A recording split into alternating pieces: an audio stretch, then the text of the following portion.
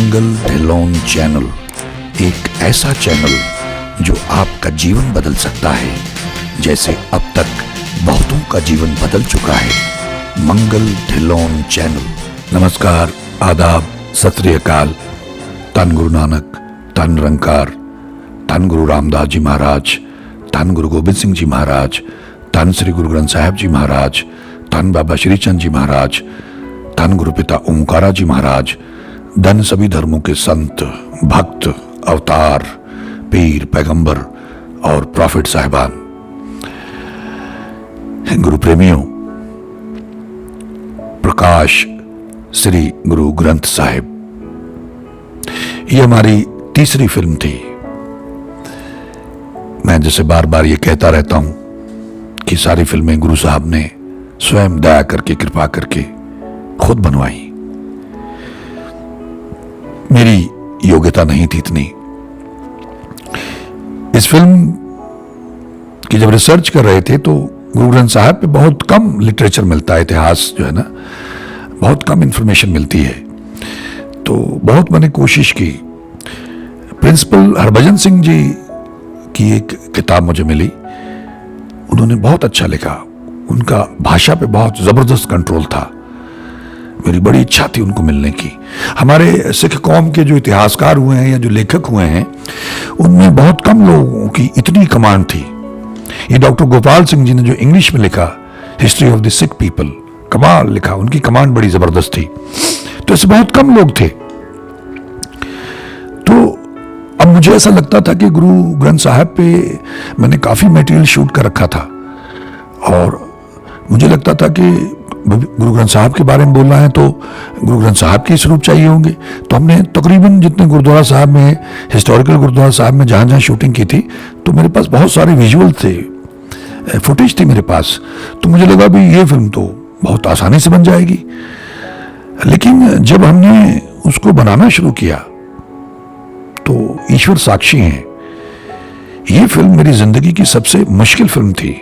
और मैं इसे अपनी जिंदगी की सबसे बेहतरीन फिल्म भी मानता हूं। मैं a day at the golden temple लेके अब्रॉड गया हुआ था, विदेश गया हुआ था। तो मेरे असिस्टेंट वगैरह थे, एडिटर था हमारा। तो स्क्रिप्ट मैंने रिकॉर्ड कर दी थी उनको, एक रफ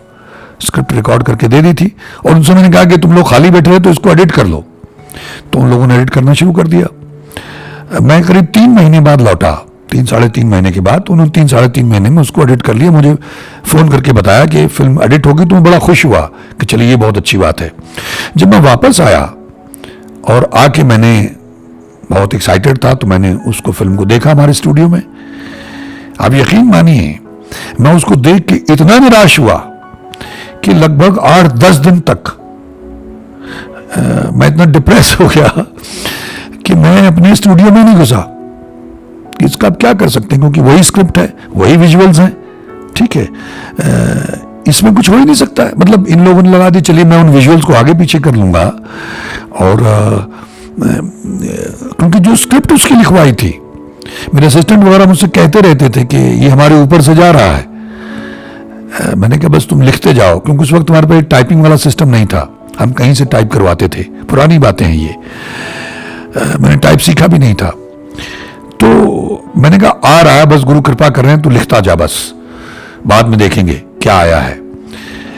तो ये तुमको विश्वास था कि गुरु साहब ने कृपा करके वो लिखवाया है, आमद हुई है। लेकिन उस कमेंट्री को मैंने रिकॉर्ड कर दिया, और वही विजुअल थे गुरु ग्रंथ साहब की, वही कमेंट्री है, उसी के ऊपर उन्होंने एडिट किया है।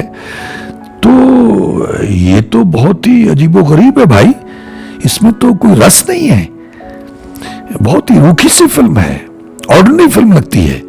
ये सोच के, और डिप्रेशन इस बात का, निराशा इस बात की कि मैं इसमें और क्या कर लूंगा, यही विजुअल्स हैं, इनको थोड़ा बहुत आगे पीछे कर लूंगा। लेकिन बात तो नहीं बनी। तो एक जो मन में महत्वाकांक्षा थी, एक जो जोश था कि एक फिल्म बनाएंगे गुरु ग्रंथ साहिब पे, आज तक किसी ने बनाई नहीं है गुरु ग्रंथ साहिब पे फिल्म। मेरी इच्छा थी सभी गुरु साहिब पे बनानी, साहिबान पे बनानी है, तो चलो गुरु ग्रंथ साहिब पे बना देते हैं। हमारे गुरु गोविंद सिंह जी महाराज पे बन गई है, और गुरु ग्रंथ साहिब पे बना देते हैं। उन्होंने गुरुता गद्दी प्रदान की थी, तो फिर बाकी दूसरे गुरुओं पे बनाएंगे। तो लगा ये फेलियर हो गया। अच्छा, इसको जब हम इस प्रोसेस से गुजर रहे थे, तो इसको, ये एक ही फिल्म है जिसको मैंने 3 बार बंद किया कि नहीं बना पाएंगे। मतलब उसके पीछे कारण ये था कि लगता था कि यार बहुत दिलचस्प इंटरेस्टिंग फिल्म बननी चाहिए। ठीक है, जो भीगे हुए हैं, रसिया है, अपने बापू की वडियाई सुनना चाहते हैं, तारीफ सुनना चाहते हैं, वो अलग बात है। ठीक है, लेकिन जो दूसरे लोग हैं, आम जनमानुस हैं, उनको कुछ चाहिए इंटरेस्टिंग, कुछ दिलचस्प चाहिए, वरना उनको होल्ड करना मुश्किल हो जाता है। ऐसा मेरा विचार था उस वक्त जब मैं ये काम कर रहा था। तो 3 बार हमने बंद कर दी, फिर मन नहीं माना कि नहीं बननी तो चाहिए। फिर गुरु साहब के आगे प्रार्थनाएं की, फिर उन्होंने कृपा की, फिर आगे शुरू किया। करते करते करते ये जब फाइनली मैंने ड्रॉप कर दिया कि नहीं, मैं गलती पर था, ऐसी फिल्म मैं तो नहीं बनाना चाहूंगा, इतनी अरोचक, अनइंटरेस्टिंग। लेकिन मन में कहीं छटपटाहट तो थी कि बननी तो चाहिए थी। क्या करें बापू, बस फिर गुरु साहब से फिर प्रार्थना वही, मैं तो ढीठ भिखमंगा या ढीठ नालायक बालक। तो फिर पड़ गया गुरु साहब के पीछे कि करो कृपा बापू, करो कृपा। अब मैं अंदर नहीं जाऊंगा जब तक आप मुझे वो हौसला नहीं दोगे, मुझे वो मोटिवेशन नहीं दोगे। जैसे मैं यहाँ रिकॉर्डिंग करने बैठता हूँ, मुझे देते हैं तो मैं बैठता हूँ, वरना मैं क्या बोलूंगा। तो लगा रहा मैं, तो 3-4 दिन, मुझे एग्जैक्टली याद नहीं है, लेकिन 3-4 दिन मैं लगा रहा कि बापू से प्रार्थना करते हैं, फरियाद करते हैं, बापू की कृपा करेंगे तो मुझे सुझाएंगे। वो भाई कीड़ा थाप दे पातशाही लश्कर करे स्वाह, उसका क्या पता। ठीक है, वो कीड़े को पातशाही बख्श देता है, लश्करों को राख कर देता है, उसकी मौत का क्या पता। वो कुछ भी करवा दे, गूंगे से ज्ञान करवा देता है गीता का। तो ऐसे प्रार्थनाएं की बापू से, और जब अंदर से मोटिवेशन आया कि बापू साथ हैं, तो अरदास करके, प्रार्थना करके बापू से गुरु का नाम लेके फिर गया मैं 12-15 दिन के बाद स्टूडियो में। फिर मशीन चालू की, एडिटर भी था वहीं, असिस्टेंट भी थे, और शुरू किया। वही स्क्रिप्ट थी, वही कमेंट्री थी, वही विजुअल्स थे, लेकिन मेरे बापू ने मेरे साथ बैठ के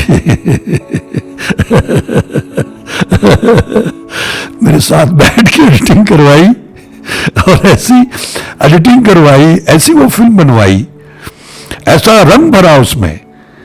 जो उसके इंटरलिंकिंग पोर्शंस हैं वो रिकॉर्ड करवाए, और जो शब्द हैं बड़े वैरागमय शब्द हैं। जेता समुद्र सागर नीर परया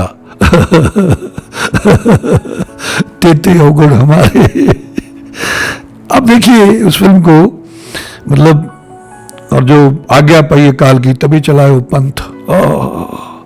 और भी ऐसे बहुत सारे शब्द हैं। मिल मेरे प्रीतमा जियो तुद बिन खरी निभानी, या हुण कद मिलिए प्रिय तुद भगवंता।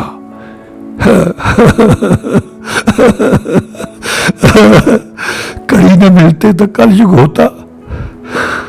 सो बापू ने बड़ी दया की, गुरु साहब ने बड़ी कृपा की, और ये फिल्म बनवाई। तो मैं इसको अक्सर ये कहता हूं कि ये मेरी जिंदगी की सबसे मुश्किल फिल्म है, जिसको मैंने 3 बार बंद किया। एक ही फिल्म है जिसको 3 बार छोड़ा, हाथ खड़े कर दिए, और जो सबसे मेरी बेहतरीन फिल्म है। और जब इसकी एडिटिंग मुकम्मल हुई, पता नहीं कितने महीने लगा रहा मैं, दिन रात लगा रहता था, और जब ये मुकम्मल हुई तो उसके बाद भी मैंने ऐसे अपने दोनों हाथ खड़े करके वहां स्टूडियो में गुरु साहब से, बापू से, हरि से कहा कि बापू तू सब कुछ जानता है, अंदर बाहर तो ये सब पता है, मुझे तूने इतना ही सिखाया अभी तक। इससे ज्यादा मुझे आता नहीं है। अगर तू मुझे और सिखाएगा तो मैं फिर लगा रहूंगा, लेकिन अब तक आपको पता है कि मुझे इतना ही आता था, मैंने लगा दिया, इससे ज्यादा मुझे आता नहीं है बापू, इसे प्रवान करना। तो ऐसे कह के फिर उसके बाद उसको हमने फाइनल किया, और उसके बहुत कम शोज किए हैं। मैं देखता हूँ संगत को, और मुझे, मतलब, मैं थोड़ा इसके बारे में पॉजिटिव हूँ ओवर प्रोटेक्टिव हूं कि इतनी बढ़िया फिल्म है, रसियों के लिए है, उनके लिए है जो अपने बापू की तारीफ सुन के आनंद विभोर होना चाहते हैं, मतलब गदगद हो जाना चाहते हैं, वैराग्य में रोना चाहते हैं कि ऐसा हमारा बापू, ऐसा विलक्षण बापू हमारा। तो मैं अक्सर ये कहता था कि भाई ये सबके लिए नहीं है, ये आम लोगों के लिए नहीं है। ठीक है, सबका स्वागत है, लेकिन ये रसियों के लिए है, ये उन भीगी हुई रूहों के लिए, उन विशेष लोगों के लिए, उन सौभाग्यशालियों के लिए है जो अपने बापू की तारीफ उस्तद सुन सुन के बहुत महाआनंद लेना चाहते हैं। जिस समर्थ हुए महानंदा, वो जो आनंद लेना चाहते हैं, भावविभोर होना चाहते हैं। जैसे हमारे एक प्रोफेसर साहब थे, बेअंत सिंह जी शायद उनका नाम था, उनसे मैंने ट्रांसलेशन करवाई थी सब टाइटलिंग के लिए। तो एक नानकसर गुरुद्वारा है यहाँ पे 28 सेक्टर में चंडीगढ़ में, तो वहां मैंने इसका एक शो रखा था। बाबा जी ने कहा हमारे यहाँ दिखाओ, तो वो प्रोफेसर बेअंत सिंह भी आए देखने के लिए। तो हम लोग बाद में लोगों के रिएक्शंस वगैरह रिकॉर्ड करते रहते थे। ये हमारा संघर्ष था लोगों को कन्विंस करने के लिए कि भाई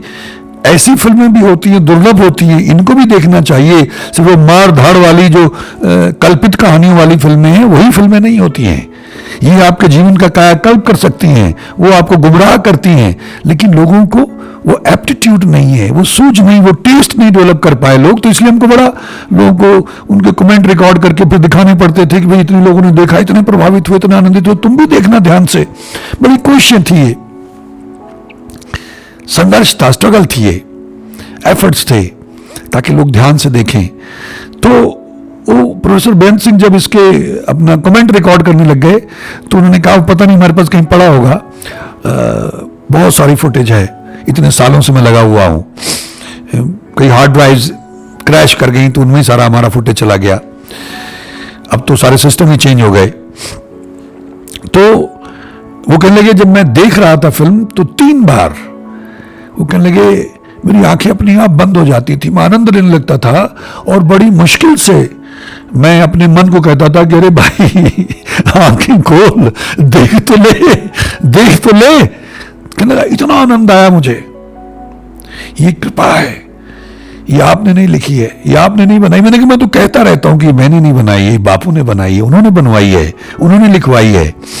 जो शब्द हैं वो कहते थे, उनके ऐसे कुछ बहुत अच्छे इंटेलेक्चुअल थे वो, कि जो शब्द हैं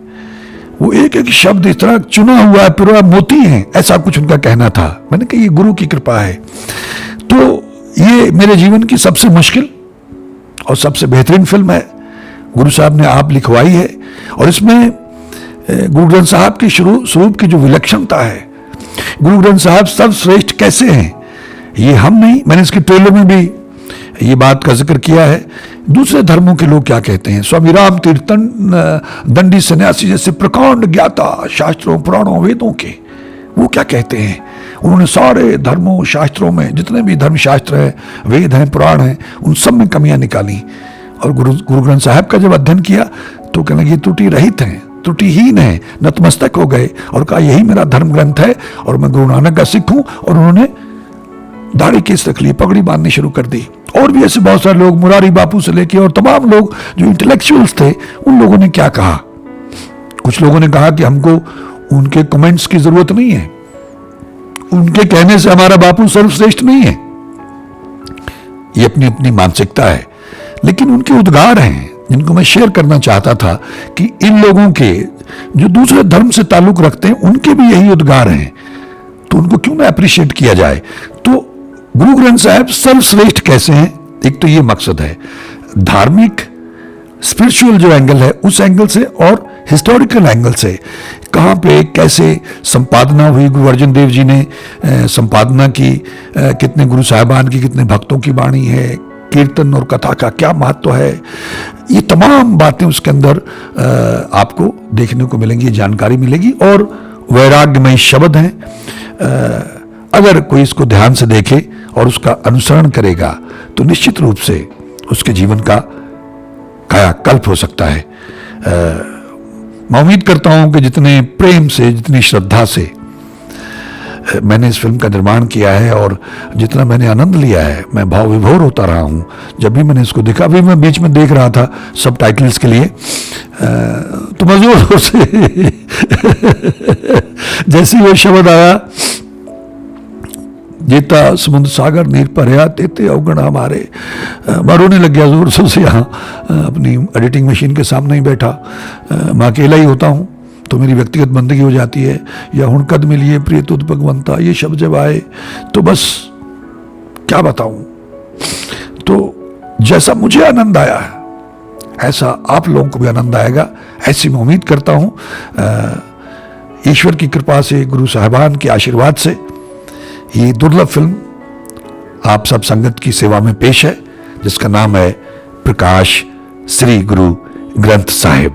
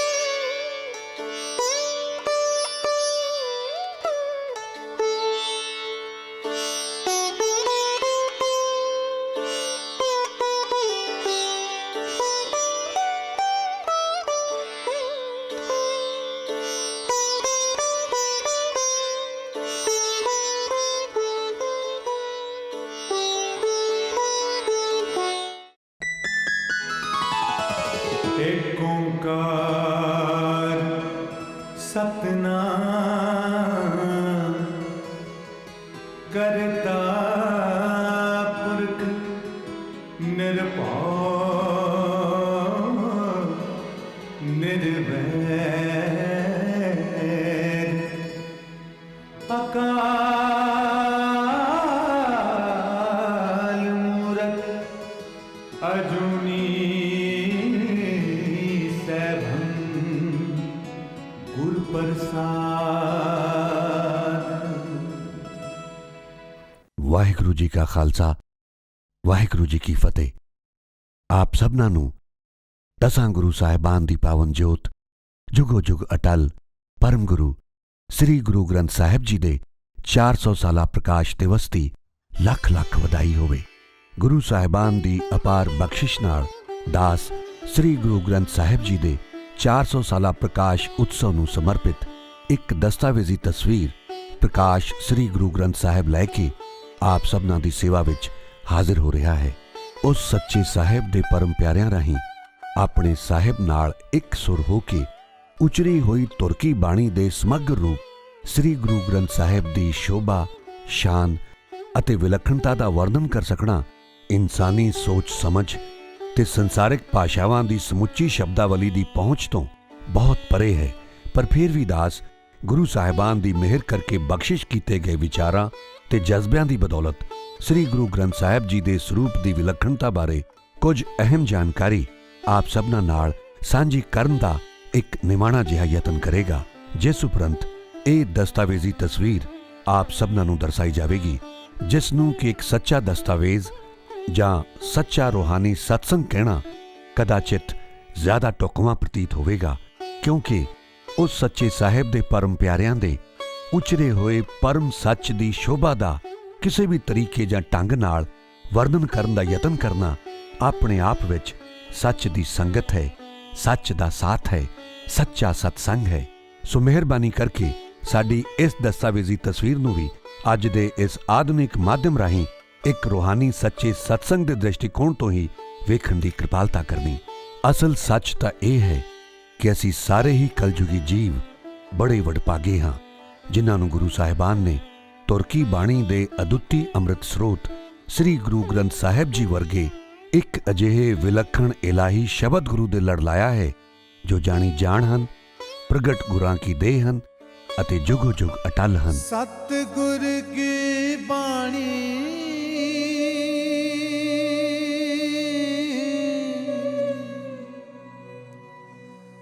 ਸਤ ਸਤ ਕਰ ਜਾਣੋ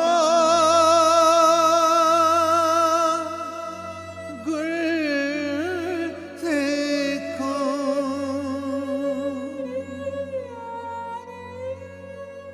ਬਾਣੀ ਗੁਰੂ ਗੁਰੂ ਹੈ ਬਾਣੀ,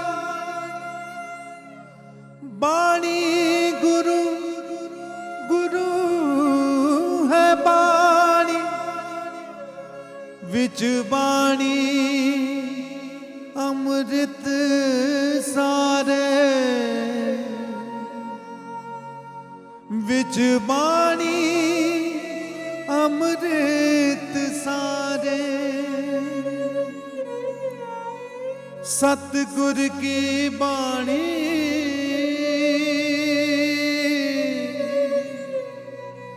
ਸਤ ਸਤ ਕਰ ਜਾਣੋ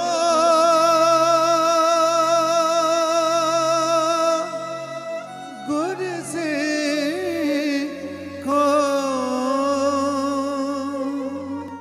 ਪਰਮ ਦਿਆਲੂ ਤੇ ਪਰਮ ਗਿਆਤਾ ਗੁਰੂ ਸਾਹਿਬਾਨ ਨੇ ਗੁਰਬਾਣੀ ਦੇ ਰੂਹਾਨੀ ਉਪਦੇਸ਼ਾਂ ਰਾਹੀਂ ਮਨੁੱਖੀ ਜੀਵਨ ਵਿੱਚ ਸਹਿਜਤਾ, ਸਮਾਨਤਾ, ਜਾਗਰੂਕਤਾ ਅਤੇ ਨਿਮਰਤਾ ਲਿਆਉਣ ਦੇ ਨਾਲ-ਨਾਲ ਨਿਮਾਣਿਆਂ ਨੂੰ ਮਾਣ, ਨਿਤਾਣਿਆਂ ਨੂੰ ਤਾਣ ਤੇ ਨਿਓਟਿਆਂ ਨੂੰ ਓਟ ਦੇ ਕੇ ਹਰ ਤਰ੍ਹਾਂ ਦੀ ਸੰਕੀਰਣਤਾ ਅਤੇ ਕੱਟੜਤਾ ਤੋਂ ਸਦਾ ਲਈ ਉਬਾਰ ਦਿੱਤਾ। ਗੁਰੂ ਸਾਹਿਬਾਨ ਨੇ ਪੁਰਾਤਨ ਕਾਲ ਤੋਂ ਹੀ ਮਨੁੱਖ ਦੀ ਤੁਲਨਾ ਵਿੱਚ ਹੀਨ ਸਮਝ ਕੇ ਦਾਸੀ, ਸੇਵਕਾ, ਧਰਮ ਸਥਾਨਾਂ ਵਿਖੇ ਜਾਣ ਤੋਂ ਵਰਜਿਤ ਅਤੇ ਮਨੁੱਖ ਦੀ ਵਿਭਚਾਰਤਾ ਦਾ ਸਾਧਨ ਪਰ ਸਮਝੀ ਜਾਣ ਵਾਲੀ ਇਸਤਰੀ ਨੂੰ ਉਬਾਰਦੇ ਹੋਇਆਂ ਪੁਰਸ਼ ਦੀ ਪੂਰਕ ਦੇ ਤੌਰ ਤੇ ਉਸ ਦੇ ਬਰਾਬਰ ਦਾ ਦਰਜਾ ਦੇ ਕੇ ਢੁਕਵਾਂ ਸਤਿਕਾਰ ਬਖਸ਼ਿਆ ਹੈ। ਸੋ ਕਿਉ ਮੰਦਾ ਆਖੀਐ, ਜਿਤ ਜੰਮੇ ਰਾਜਾਨ, ਸਤਿਗੁਰ ਕੀ ਬਾਣੀ ਸਤ ਸਤ ਕਰ ਜਾਣੋ ਗੁਰ ਸਿੱਖੋ। ਸਤਿਗੁਰ ਕੀ ਬਾਣੀ। ਗੁਰੂ ਸਾਹਿਬਾਨ ਨੇ ਉੱਚਤਮ ਸੱਚੇ ਗਿਆਨ ਦੇ ਦੇਵੀ ਭੰਡਾਰ ਨੂੰ ਤਥਾ ਕਥਿਤ ਉੱਚ ਜਾਤੀ ਦੇ ਬ੍ਰਾਹਮਣਾਂ ਦੀ ਬਪੌਤੀ ਸਮਝੀ ਜਾਣ ਵਾਲੀ ਸੰਸਕ੍ਰਿਤ ਭਾਸ਼ਾ ਦੀਆਂ ਸੀਮਿਤ ਸੀਮਾਵਾਂ ਨੂੰ ਤੋੜ ਕੇ ਸਮੁੱਚੀ ਤੁਰਕੀ ਬਾਣੀ ਨੂੰ ਗੁਰਮੁਖੀ ਲਿਪੀ ਵਿੱਚ ਪ੍ਰਕਾਸ਼ਮਾਨ ਕਰ ਦਿੱਤਾ, ਤਾਂ ਕਿ ਉਸ ਸੱਚੇ ਸਾਹਿਬ ਬਾਰੇ ਲੋੜੀ ਦਾ ਗਿਆਨ ਹਾਸਲ ਕਰਕੇ ਉਸ ਨੂੰ ਧਿਆਉਣ ਤੇ ਪਾਉਣ ਵਾਸਤੇ ਸਧਾਰਨ ਲੋਕਾਂ ਨੂੰ ਕਿਸੇ ਇੱਕ ਵਿਸ਼ੇਸ਼ ਭਾਸ਼ਾ ਦੀ ਦੀਵਾਰ ਵਜੋਂ ਸਦੀਵ ਕਾਲ ਤੱਕ ਕਿਸੇ ਵਿਚੋਲੇ ਦੀ ਜ਼ਰੂਰਤ ਹੀ ਨਾ ਰਹੇ ਅਤੇ ਗੁਰਮੁਖੀ ਰਾਹੀਂ ਹਰ ਸ਼ਰਧਾਲੂ ਉਸ ਪ੍ਰਮਾਤਮਾ ਨਾਲ ਸਿੱਧਾ ਰਾਬਤਾ ਕਾਇਮ ਕਰਨ ਦਾ ਲਾਹਾ ਲੈ ਸਕੇ। ਉਸ ਪ੍ਰਮਾਤਮਾ ਦੇ ਪਰਮ ਪਿਆਰਿਆਂ ਦੇ ਮੁਖਾਰ ਬਿੰਦ ਤੋਂ ਉਚਰੀ ਹੋਈ ਤੁਰਕੀ ਬਾਣੀ ਨੂੰ ਜਿਉਂ-ਜਿਉਂ ਅਸੀਂ ਪੂਰੀ ਆਸਥਾ ਨਾਲ ਇਕਾਗਰਚਿਤ ਹੋ ਕੇ ਪੜ੍ਹਦੇ ਤੇ ਸ਼ਰਵਣ ਕਰਦੇ ਹਾਂ, ਤਿਉਂ-ਤਿਉਂ ਅਸੀਂ ਸ਼ਬਦ ਦੀ ਮਦਦ ਨਾਲ ਉਹਨਾਂ ਦੈਵੀ ਸ਼ਖਸੀਅਤਾਂ ਦੀ ਦੈਵੀ ਵਿਚਾਰਧਾਰਾ ਤੇ ਰੂਹਾਨੀ ਉਦਗਾਰਾਂ ਨਾਲ ਜੁੜਦੇ ਜਾਂਦੇ ਹਾਂ ਅਤੇ ਇਸ ਤਰ੍ਹਾਂ ਤੁਰਕੀ ਬਾਣੀ ਇੱਕ ਇਲਾਹੀ ਸਰੋਤ ਤੇ ਕੜੀ ਬਣ ਕੇ ਸਾਨੂੰ ਉਸ ਪਰਮ ਪਿਤਾ ਪ੍ਰਮਾਤਮਾ ਨਾਲ ਜੋੜਨ ਦਾ ਇੱਕ ਇਲਾਹੀ ਮਾਧਿਅਮ ਬਣਦੀ ਜਾਂਦੀ ਹੈ। ਯਾਨੀ ਜੇਕਰ ਅਸੀਂ ਸੱਚੇ ਸ਼ਬਦ ਗੁਰੂ ਦੇ ਲੜ ਲੱਗ ਜਾਈਏ ਤਾਂ ਇਹ ਪਾਵਨ ਸ਼ਬਦ ਸਾਨੂੰ ਉਸ ਪਰਮ ਸ਼ਬਦ ਤੱਕ ਪਹੁੰਚਾ ਦੇਵੇਗਾ ਜਿਸ ਰਾਹੀਂ ਇਸ ਸਾਰੀ ਸ੍ਰਿਸ਼ਟੀ ਦੀ ਸਿਰਜਣਾ ਹੋਈ ਹੈ। ਸਮੁੱਚੇ ਬ੍ਰਹਿਮੰਡ ਦੇ ਜਿਨ੍ਹਾਂ ਅਨੇਕਾਂ ਗੁੱਝੇ ਭੇਦਾਂ ਤੇ ਬੁਝਾਰਤਾਂ ਦੇ ਉੱਤਰ ਵਿਗਿਆਨ ਅੱਜ ਤਲਾਸ਼ ਕਰ ਪਾ ਰਿਹਾ ਹੈ, ਉਹ ਸਾਰੇ ਉੱਤਰ ਸਦੀਆਂ ਪਹਿਲਾਂ ਤੋਂ ਹੀ ਸ੍ਰੀ ਗੁਰੂ ਗ੍ਰੰਥ ਸਾਹਿਬ ਜੀ ਦੇ ਪਾਵਨ ਸਰੂਪ ਵਿੱਚ ਸ਼ਿਸ਼ੋਭਿਤ ਹਨ। ਅਜਿਹੇ ਹੋਰ ਵੀ ਅਨੇਕਾਂ ਅਕੱਟ ਪ੍ਰਮਾਣ ਅਤੇ ਕੁਦਰਤ ਦੇ ਗੁੱਝੇ ਭੇਦਾਂ ਦੀ ਹਕੀਕਤ ਸ੍ਰੀ ਗੁਰੂ ਗ੍ਰੰਥ ਸਾਹਿਬ ਜੀ ਦੇ ਪਾਵਨ ਸਰੂਪ ਵਿੱਚ ਸੁਪਾਇਮਾਨ ਹੈ, ਜਿਨ੍ਹਾਂ ਵਿੱਚੋਂ ਕੁਝ ਨੂੰ ਵਿਗਿਆਨ ਇਸ ਸਦੀ ਵਿੱਚ ਕਬੂਲ ਕਰ ਰਿਹਾ ਹੈ ਤੇ ਬਾਕੀ ਦੇ ਹੋਰਨਾਂ ਸੱਚੇ ਪ੍ਰਮਾਣਾਂ ਨੂੰ ਇਸੇ ਤਰ੍ਹਾਂ ਸਹਿਜੇ ਸਹਿਜੇ ਕਬੂਲ ਕਰਦਾ ਰਹੇਗਾ।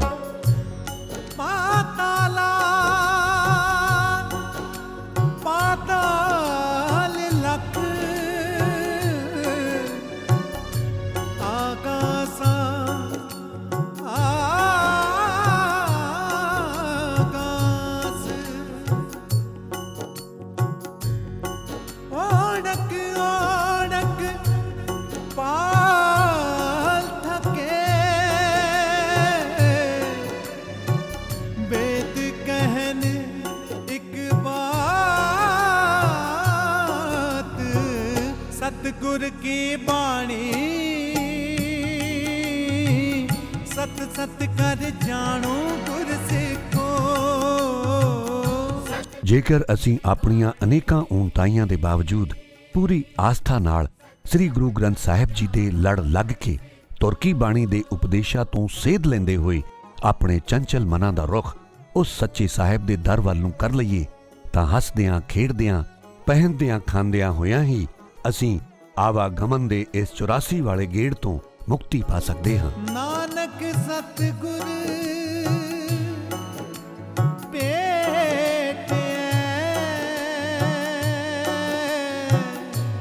पूरी होवे जुगत हसंदिया खेलंदिया पैनंदिया खावंदिया विचे होवे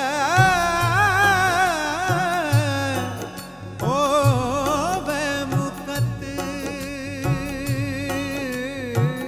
सतगुर की बाणी सत सत कर जानो गुर सिखो।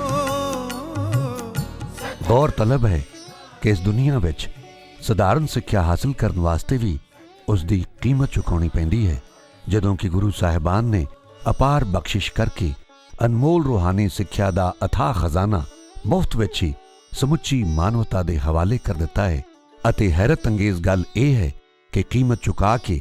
ਹਾਸਲ ਕੀਤੀ ਹੋਈ ਦੁਨਿਆਵੀ ਸਿੱਖਿਆ ਰਾਹੀਂ ਤਾਂ ਸਿਰਫ ਆਪਣਾ ਪੇਟ ਪਾਲਣ ਵਾਸਤੇ ਰੋਜ਼ੀ ਰੋਟੀ ਦਾ ਹੀ ਬੰਦੋਬਸਤ ਕੀਤੇ ਜਾਣ ਦੀ ਸੰਭਾਵਨਾ ਹੁੰਦੀ ਹੈ, ਪਰ ਤੁਰਕੀ ਬਾਣੀ ਦੇ ਰੂਪ ਵਿੱਚ ਬਿਲਕੁਲ ਹੀ ਮੁਫਤ ਵਿਤਰਤ ਕੀਤੀ ਜਾਣ ਵਾਲੀ ਅਨਮੋਲ ਰੂਹਾਨੀ ਸਿੱਖਿਆ ਤਾਂ ਸਾਨੂੰ ਇਸ ਸੰਸਾਰਿਕ ਆਵਾਗਮਨ ਦੇ ਗੇੜ ਤੋਂ ਮੁਕਤ ਕਰਕੇ ਸਾਰੀ ਸ੍ਰਿਸ਼ਟੀ ਨੂੰ ਰੋਜ਼ੀ ਰੋਟੀ ਬਖਸ਼ਣ ਵਾਲੇ ਉਸ ਸਿਰਜਣਹਾਰ ਦੇ ਚਰਨਾਂ ਨਾਲ ਜੋੜ ਸਕਦੀ ਹੈ ਅਤੇ ਇਸ ਸਮੁੱਚੇ ਸੰਸਾਰ ਵਿੱਚ ਇਸ ਤੋਂ ਵੱਡੀ ਹੋਰ ਕੋਈ ਪ੍ਰਾਪਤੀ ਨਹੀਂ ਹੋ ਸਕਦੀ। ਵੱਡਾ ਸਾਹਿਬ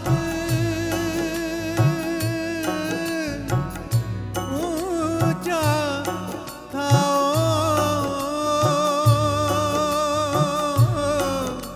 ऊंचे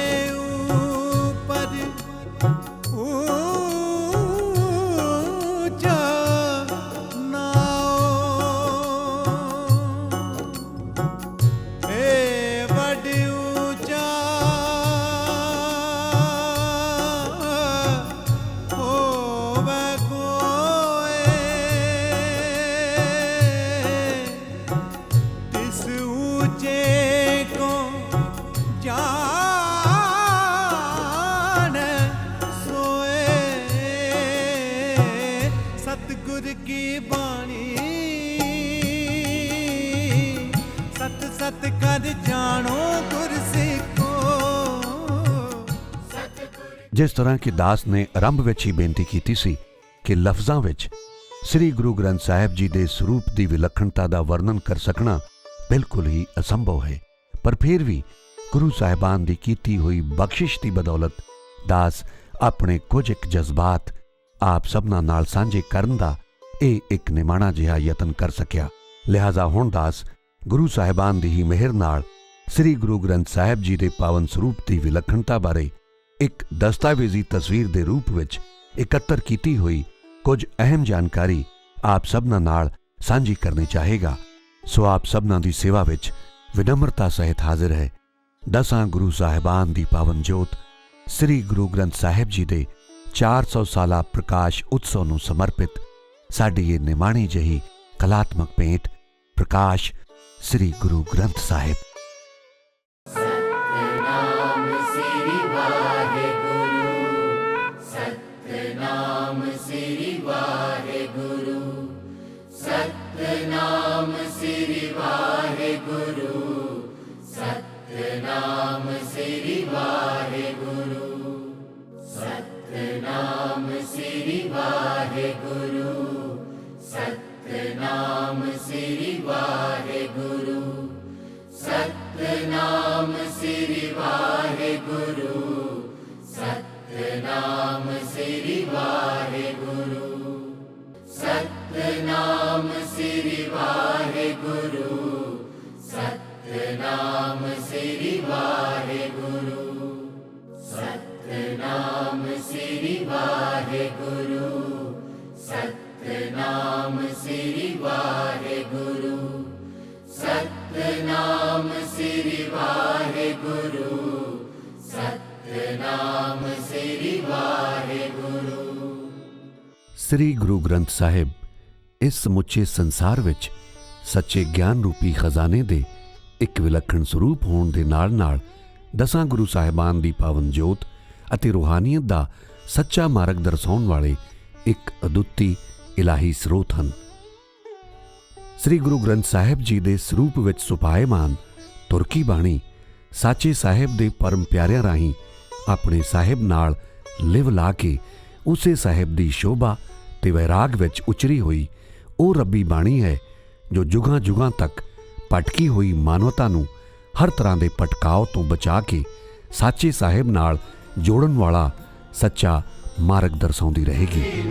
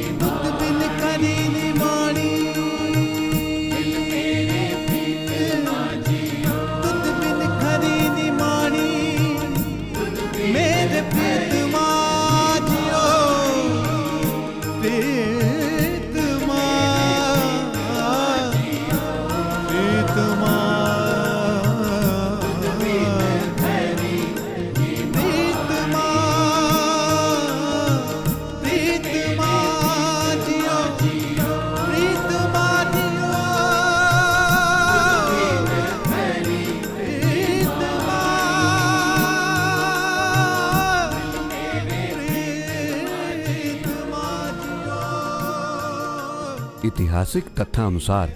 ਸ਼੍ਰੀ ਗੁਰੂ ਗ੍ਰੰਥ ਸਾਹਿਬ ਦੇ ਵਰਤਮਾਨ ਸਰੂਪ ਵਿੱਚ ਸੁਭਾਏਮਾਨ ਤੁਰਕੀ ਬਾਣੀ ਦੀ ਰਚਨਾ ਅਤੇ ਇਕੱਤਰ ਕਰਨ ਦੇ ਦੈਵੀ ਮਹਾਕਾਰਜ ਦੀ ਸ਼ੁਰੂਆਤ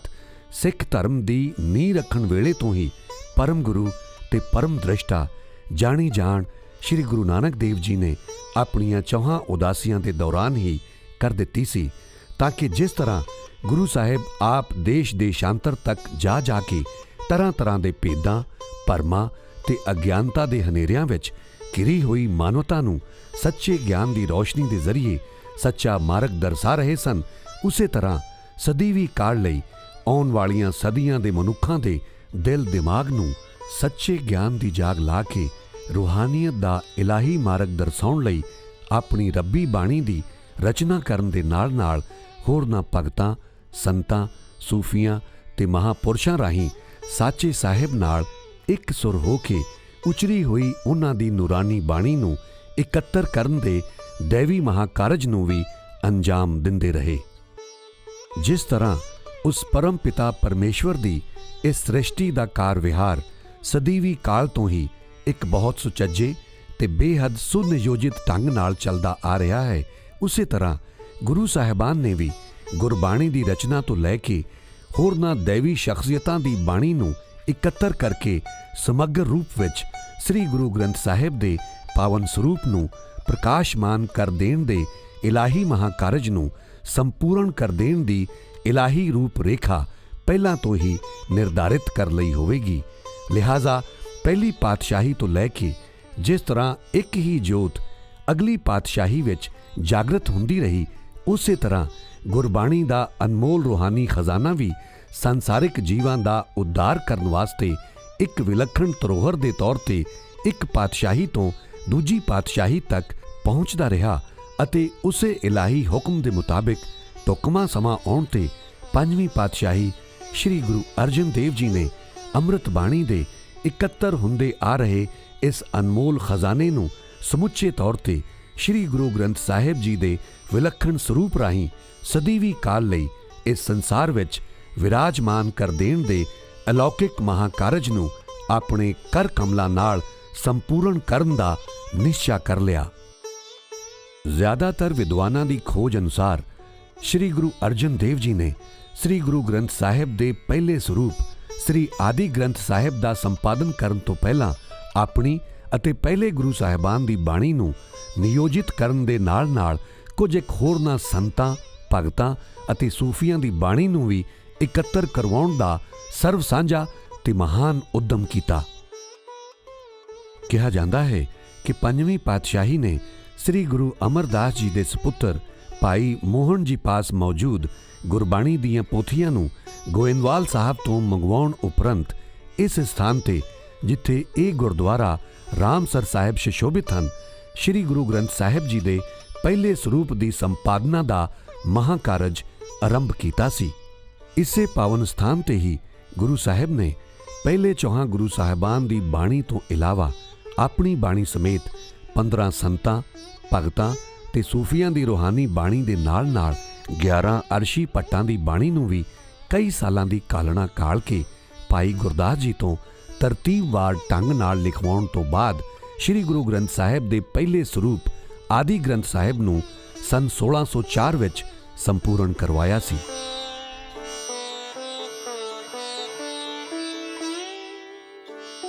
ਸ੍ਰੀ ਗੁਰੂ ਗ੍ਰੰਥ ਸਾਹਿਬ ਦੇ ਪਾਵਨ ਸਰੂਪ ਵਿੱਚ ਪ੍ਰਕਾਸ਼ਮਾਨ ਆਤਮਿਕ ਗਿਆਨ ਦੇ ਖਜ਼ਾਨੇ ਨੂੰ ਇਕੱਤਰ ਕਰਨਾ ਜਿੰਨਾ ਮੁਸ਼ਕਲ ਕੰਮ ਸੀ, ਉਸ ਤੋਂ ਵੀ ਕਿਤੇ ਜ਼ਿਆਦਾ ਕਠਿਨ ਕਾਰਜ ਸੀ। ਅਜਿਹੀਆਂ ਮਹਾਨ, ਦੈਵੀ ਤੇ ਦੁਰਲਭ ਰਚਨਾਵਾਂ ਨੂੰ ਵਿਸ਼ੇਸ਼ ਜੋੜਾਂ, ਸ਼ੈਲੀ ਤੇ ਵਿਆਕਰਣ ਨਿਯਮਾਂ ਹੇਠ ਵਿਉਂਤਬੱਧ ਕਰਕੇ ਉਹਨਾਂ ਦਾ ਸੰਪਾਦਨ ਕਰਨਾ,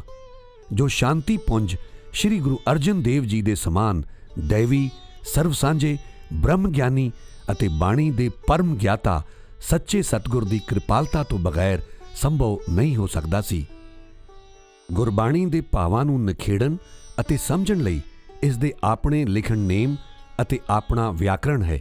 ਵਿਆਕਰਣ ਦਾ ਸੰਬੰਧ ਇਸ ਦੇ ਵਰਣਾਤਮਕ ਰੂਪ ਯਾਨੀ ਉਚਾਰਨ ਅਥਵਾ ਬੋਲੀ ਨਾਲ ਹੈ, ਜਦਕਿ ਭਾਵਨਾਤਮਕ ਪੱਖ ਦਾ ਸੰਬੰਧ ਇਸ ਦੀ ਅਧਿਆਤਮਕ ਡੂੰਘਾਈ, ਅਗਾਧਤਾ, ਅਰਸ਼ੀ ਵਲਵਲੇ, ਪ੍ਰਭੂ ਗਿਆਨ, ਵਿਸਮਾਦੀ ਵੈਰਾਗ ਤੇ ਪ੍ਰਭੂ ਇੱਕ ਸੁਰਤਾ ਨਾਲ ਹੈ। ਗੁਰਬਾਣੀ ਨੂੰ ਮੰਤਰ ਰੂਪ ਕਰਕੇ ਜਾਣਨ ਤੇ ਰਟਣ ਦੀ ਬਜਾਏ ਵਿਚਾਰਨ ਤੇ ਵਿਚਾਰ ਕੇ ਅਮਲਾਉਣ ਦੀ ਸਖਤ ਹਿਦਾਇਤ ਹੈ।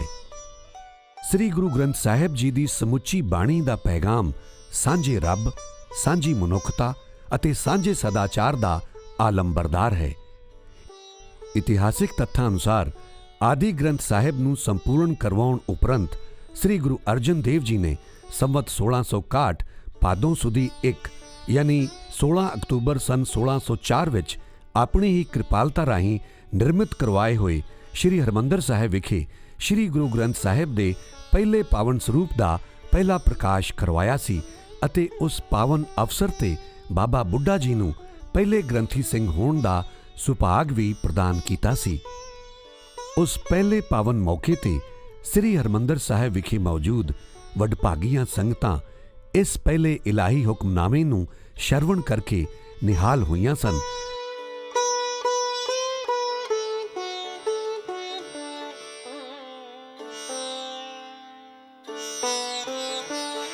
ਉਸ ਪਾਵਨ ਸ਼ੁਭ ਘੜੀ ਤੋਂ ਲੈ ਕੇ ਅੱਜ ਤੱਕ ਸ਼੍ਰੀ ਹਰਿਮੰਦਰ ਸਾਹਿਬ ਵਿਖੇ ਨਿਰੰਤਰ ਤੁਰਕੀ ਬਾਣੀ ਦੇ ਪਾਠ ਤੇ ਸ਼ਬਦ ਕੀਰਤਨ ਦੀਆਂ ਰੂਹਾਨੀ ਤਰੰਗਾਂ ਸਾਰੇ ਵਾਤਾਵਰਣ ਨੂੰ ਅੰਮ੍ਰਿਤਮਈ ਬਣਾਉਂਦੀਆਂ ਚਲੀਆਂ ਆ ਰਹੀਆਂ ਹਨ ਤੇ ਸਦੀਵੀ ਕਾਲ ਤੱਕ ਇਸੇ ਤਰ੍ਹਾਂ ਅੰਮ੍ਰਿਤਮਈ ਬਣਾਉਂਦੀਆਂ ਰਹਿਣਗੀਆਂ। केते आखे आखण पाहे केते कह उठ उठ जाहे एते कीते और करे ता आख ना सके के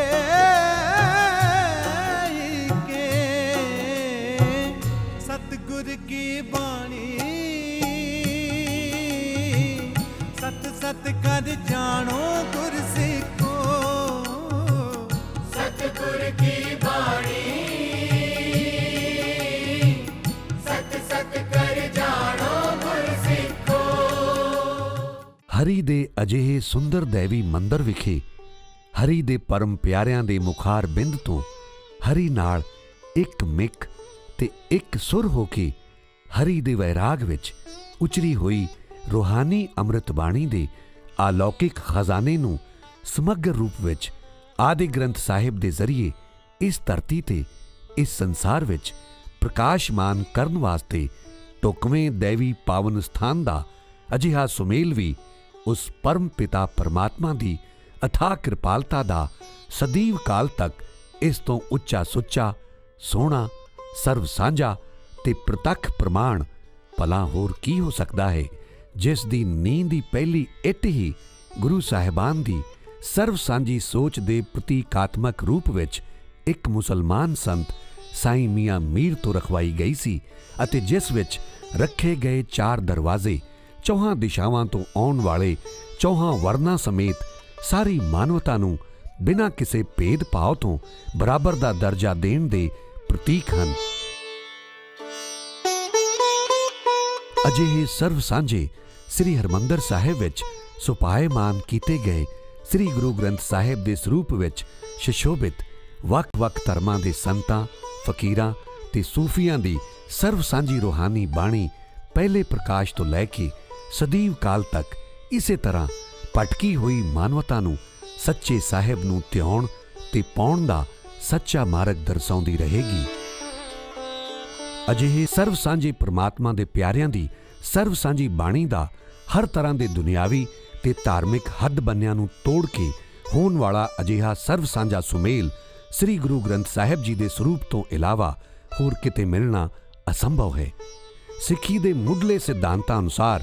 ਉਹ ਪਰਮ ਪਿਤਾ ਪਰਮਾਤਮਾ ਇੱਕ ਹੋਣ ਦੇ ਨਾਲ-ਨਾਲ ਸਭਨਾਂ ਦਾ ਸਾਂਝਾ ਹੈ ਤੇ ਸਭ ਉਸੇ ਇੱਕ ਦੇ ਹਨ, ਜਦੋਂ ਕਿ ਸ੍ਰੀ ਗੁਰੂ ਗ੍ਰੰਥ ਸਾਹਿਬ ਦੀ ਸਮੁੱਚੀ ਬਾਣੀ ਦਾ ਪੈਗਾਮ ਵੀ ਸਾਂਝੇ ਰੱਬ, ਸਾਂਝੀ ਮਨੁੱਖਤਾ ਅਤੇ ਸਾਂਝੇ ਸਦਾਚਾਰ ਦਾ ਆਲਮਬਰਦਾਰ ਹੈ।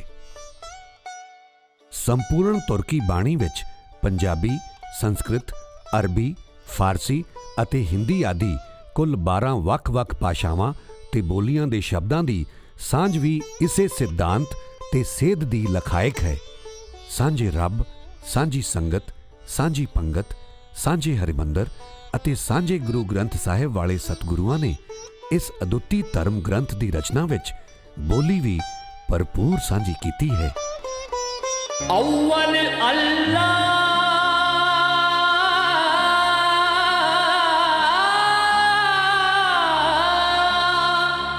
नूर पाया कुदरत के सब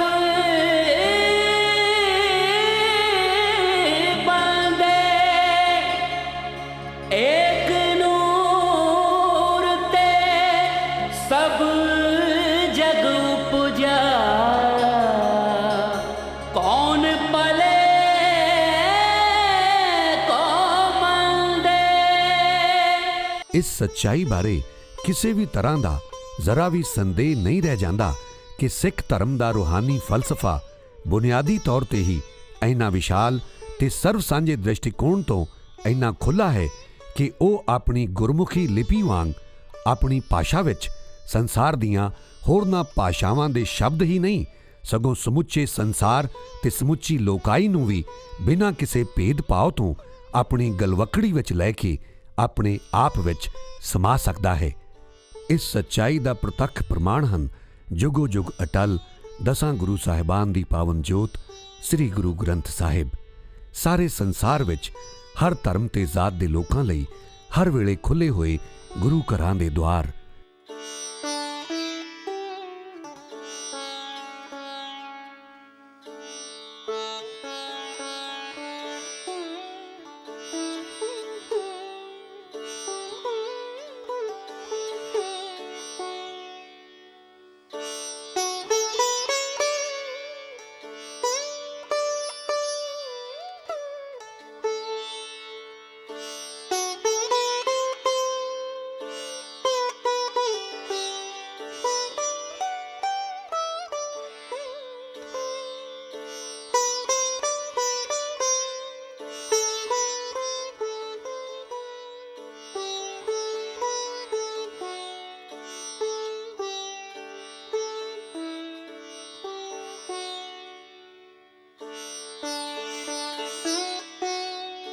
ਅਜਿਹੀਆਂ ਬਹੁਤ ਸਾਰੀਆਂ ਦੁਰਲਭ ਵਿਲੱਖਣਤਾਵਾਂ ਵਿੱਚੋਂ ਇਹ ਖਾਸ ਵਿਲੱਖਣਤਾ ਵੀ ਕਿਸੇ ਹੋਰ ਧਰਮ ਵਿੱਚ ਵੇਖਣ ਨੂੰ ਨਹੀਂ ਮਿਲ ਸਕਦੀ ਕਿ ਸ੍ਰੀ ਹਰਿਮੰਦਰ ਸਾਹਿਬ ਦੀ ਹੀ ਤਰ੍ਹਾਂ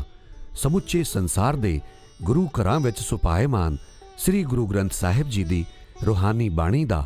ਹਰ ਸੁਬਾਹ ਸ਼ਾਮ ਪਾਠ ਤੇ ਗਾਇਨ ਕਰਨ ਉਪਰੰਤ ਸਾਮੂਹਿਕ ਤੌਰ ਤੇ ਸਰਬੱਤ ਦੇ ਭਲੇ ਵਾਸਤੇ ਅਰਦਾਸਾਂ ਕੀਤੀਆਂ ਜਾਂਦੀਆਂ ਹਨ।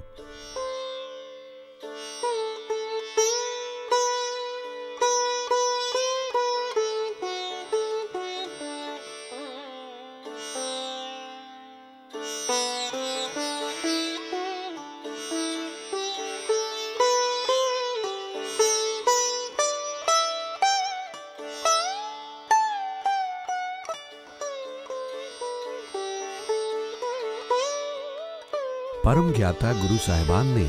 ਸ੍ਰੀ ਗੁਰੂ ਗ੍ਰੰਥ ਸਾਹਿਬ ਦੇ ਪਾਵਨ ਸਰੂਪ ਵਿੱਚ ਪ੍ਰਕਾਸ਼ਮਾਨ ਤੁਰਕੀ ਬਾਣੀ ਦੀ ਸ਼ੁੱਧ ਰਾਗਾਂ ਵਿੱਚ ਰਚਨਾ ਕਰਕੇ ਇਸ ਸੰਸਾਰ ਦੇ ਕਲਯੁਗੀ ਜੀਵਾਂ ਉੱਤੇ ਇਸ ਦ੍ਰਿਸ਼ਟੀਕੋਣ ਤੋਂ ਵੀ ਇੱਕ ਬਹੁਤ ਵੱਡੀ ਅਨੁਕੰਪਾ ਕੀਤੀ ਹੈ ਕਿ ਰਾਗ, ਸੁਰ, ਤਾਲ ਤੇ ਲੈਅ ਦਾ ਸੁਮੇਲ ਹਵਾ ਤੇ ਰੌਸ਼ਨੀ ਦੀ ਗਤੀ ਨਾਲੋਂ ਵੀ ਤੇਜ਼ ਸਾਡੇ ਕਲਯੁਗੀ ਜੀਵਾਂ ਦੇ ਚੰਚਲ ਮਨਾਂ ਨੂੰ ਕੀਲ ਕੇ ਇਕਾਗਰ ਕਰਦੇ ਹੋਇਆਂ ਵੈਰਾਗ ਪੈਦਾ ਕਰਨ ਵਿੱਚ ਕਾਰਗਰ ਸਿੱਧ ਹੁੰਦਾ ਹੈ ਅਤੇ ਵੈਰਾਗਵਾਨ ਮਨ ਨੂੰ ਗੁਰਬਾਣੀ ਦੇ ਇਲਾਹੀ ਉਪਦੇਸ਼ਾਂ ਦੇ ਜ਼ਰੀਏ ਮਿਥਿਆ ਸੰਸਾਰਕ ਮਾਇਆ ਮੋਹ ਵੱਲੋਂ ਮੋੜ ਕੇ ਉਸ ਸੱਚੇ ਸਾਹਿਬ ਨਾਲ ਜੋੜਨ ਵਾਲੇ ਸੱਚੇ ਮਾਰਗ ਵੱਲ ਤੋਰਨਾ ਕਿਸੇ ਹੱਦ ਤੱਕ ਆਸਾਨ ਹੋ ਜਾਂਦਾ ਹੈ ਅਤੇ ਇਸ ਤਰ੍ਹਾਂ ਸਹਿਜੇ ਸਹਿਜੇ ਵੈਰਾਗਵਾਨ ਮਨ ਵਿੱਚ ਬਾਣੀ ਦਾ ਭਾਵ ਤੁਰ ਅੰਦਰ ਤੱਕ ਵਸਦਾ ਜਾਂਦਾ ਹੈ। ਇਸੇ ਵਿਸ਼ੇਸ਼ਤਾ ਕਾਰਨ ਗੁਰੂ ਸਾਹਿਬਾਨ ਨੇ ਗੁਰਬਾਣੀ ਦੇ ਗਾਇਨ ਤੇ ਕੀਰਤਨ ਨੂੰ ਬਹੁਤ ਜ਼ਿਆਦਾ ਮਹੱਤਤਾ ਦਿੰਦੇ ਹੋਇਆਂ ਪ੍ਰਭੂ ਭਗਤੀ ਦਾ ਇੱਕ ਉੱਤਮ ਮਾਧਿਅਮ ਮੰਨਿਆ ਹੈ, ਕਿਉਂਕਿ ਜੇਕਰ ਸੱਚੇ ਸਾਹਿਬ ਦੇ ਪ੍ਰੇਮ, ਸਤਿਕਾਰ ਤੇ ਸਿਦਕ ਨਾਲ ਗੁਣ ਗਾਏ ਜਾਣ ਤਾਂ ਉਸ ਗੁਣੀ ਸਾਹਿਬ ਦੇ ਗੁਣ ਉਹਨਾਂ ਗੁਣਾਂ ਨੂੰ ਗਾਉਣ ਵਾਲੇ ਵਿੱਚ ਵੀ ਆ ਪ੍ਰਵੇਸ਼ ਕਰਦੇ ਹਨ ਤੇ ਆਖਰ ਨੂੰ ਉਹ ਵੀ ਉਸੇ ਦਾ ਹੀ ਰੂਪ ਹੋ ਨਿਬੜਦਾ ਹੈ। ਗੁਰੂ ਸਾਹਿਬਾਨ ਨੇ ਰਾਗਾਂ ਵਿੱਚ ਗਾਈ ਬਾਣੀ ਅਥਵਾ ਪ੍ਰਭੂ ਕੀਰਤੀ ਦੇ ਕੀਰਤਨ ਭਗਤੀ ਨੂੰ ਸਾਰੇ ਕਰਮਾਂ ਧਰਮਾਂ ਨਾਲੋਂ ਸ਼੍ਰੇਸ਼ਟ ਦਰਜਾ ਦਿੱਤਾ ਹੈ। ਇਸ ਸੰਬੰਧ ਵਿੱਚ ਸ਼੍ਰੀ ਗੁਰੂ ਤੇਗ ਬਹਾਦਰ ਸਾਹਿਬ ਜੀ ਦਾ ਫਰਮਾਨ ਹੈ, ਪਏ ਦਿਆਲ ਕਿਰਪਾਲ ਸੰਤ ਜਨ ਤਬ ਇਹ ਬਾਤ ਬਤਾਈ, ਸਰਬ ਧਰਮ ਮਾਨੋ ਤਿਹ ਕੀਏ ਜਿਹ ਪ੍ਰਭੂ ਕੀਰਤ ਗਾਈ।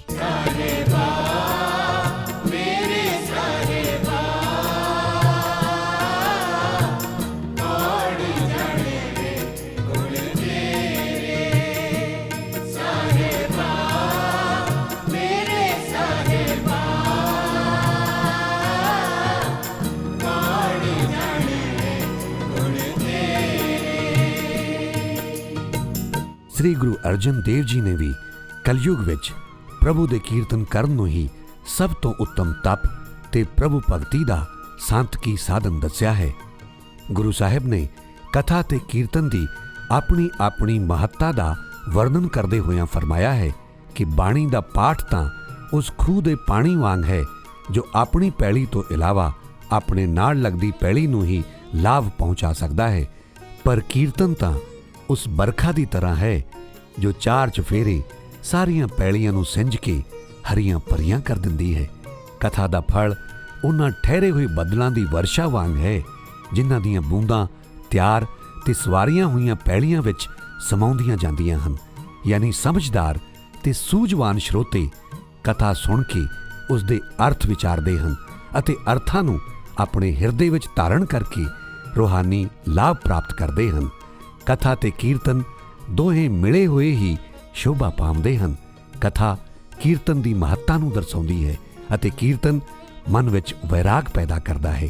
ਜਦੋਂ ਕਿ ਪ੍ਰੇਮ ਕਥਾ ਦਾ ਪਰਤਾ ਹੈ। ਪ੍ਰੇਮ ਨਾਲ ਕੀਰਤਨ ਤੇ ਕਥਾ ਦੋਨੋਂ ਹੀ ਸ਼ੋਭਾ ਪਾਉਂਦੇ ਹਨ। एक घड़ी न मिलते कल जुग होता, एक घड़ी न मिलते कल जुग होता।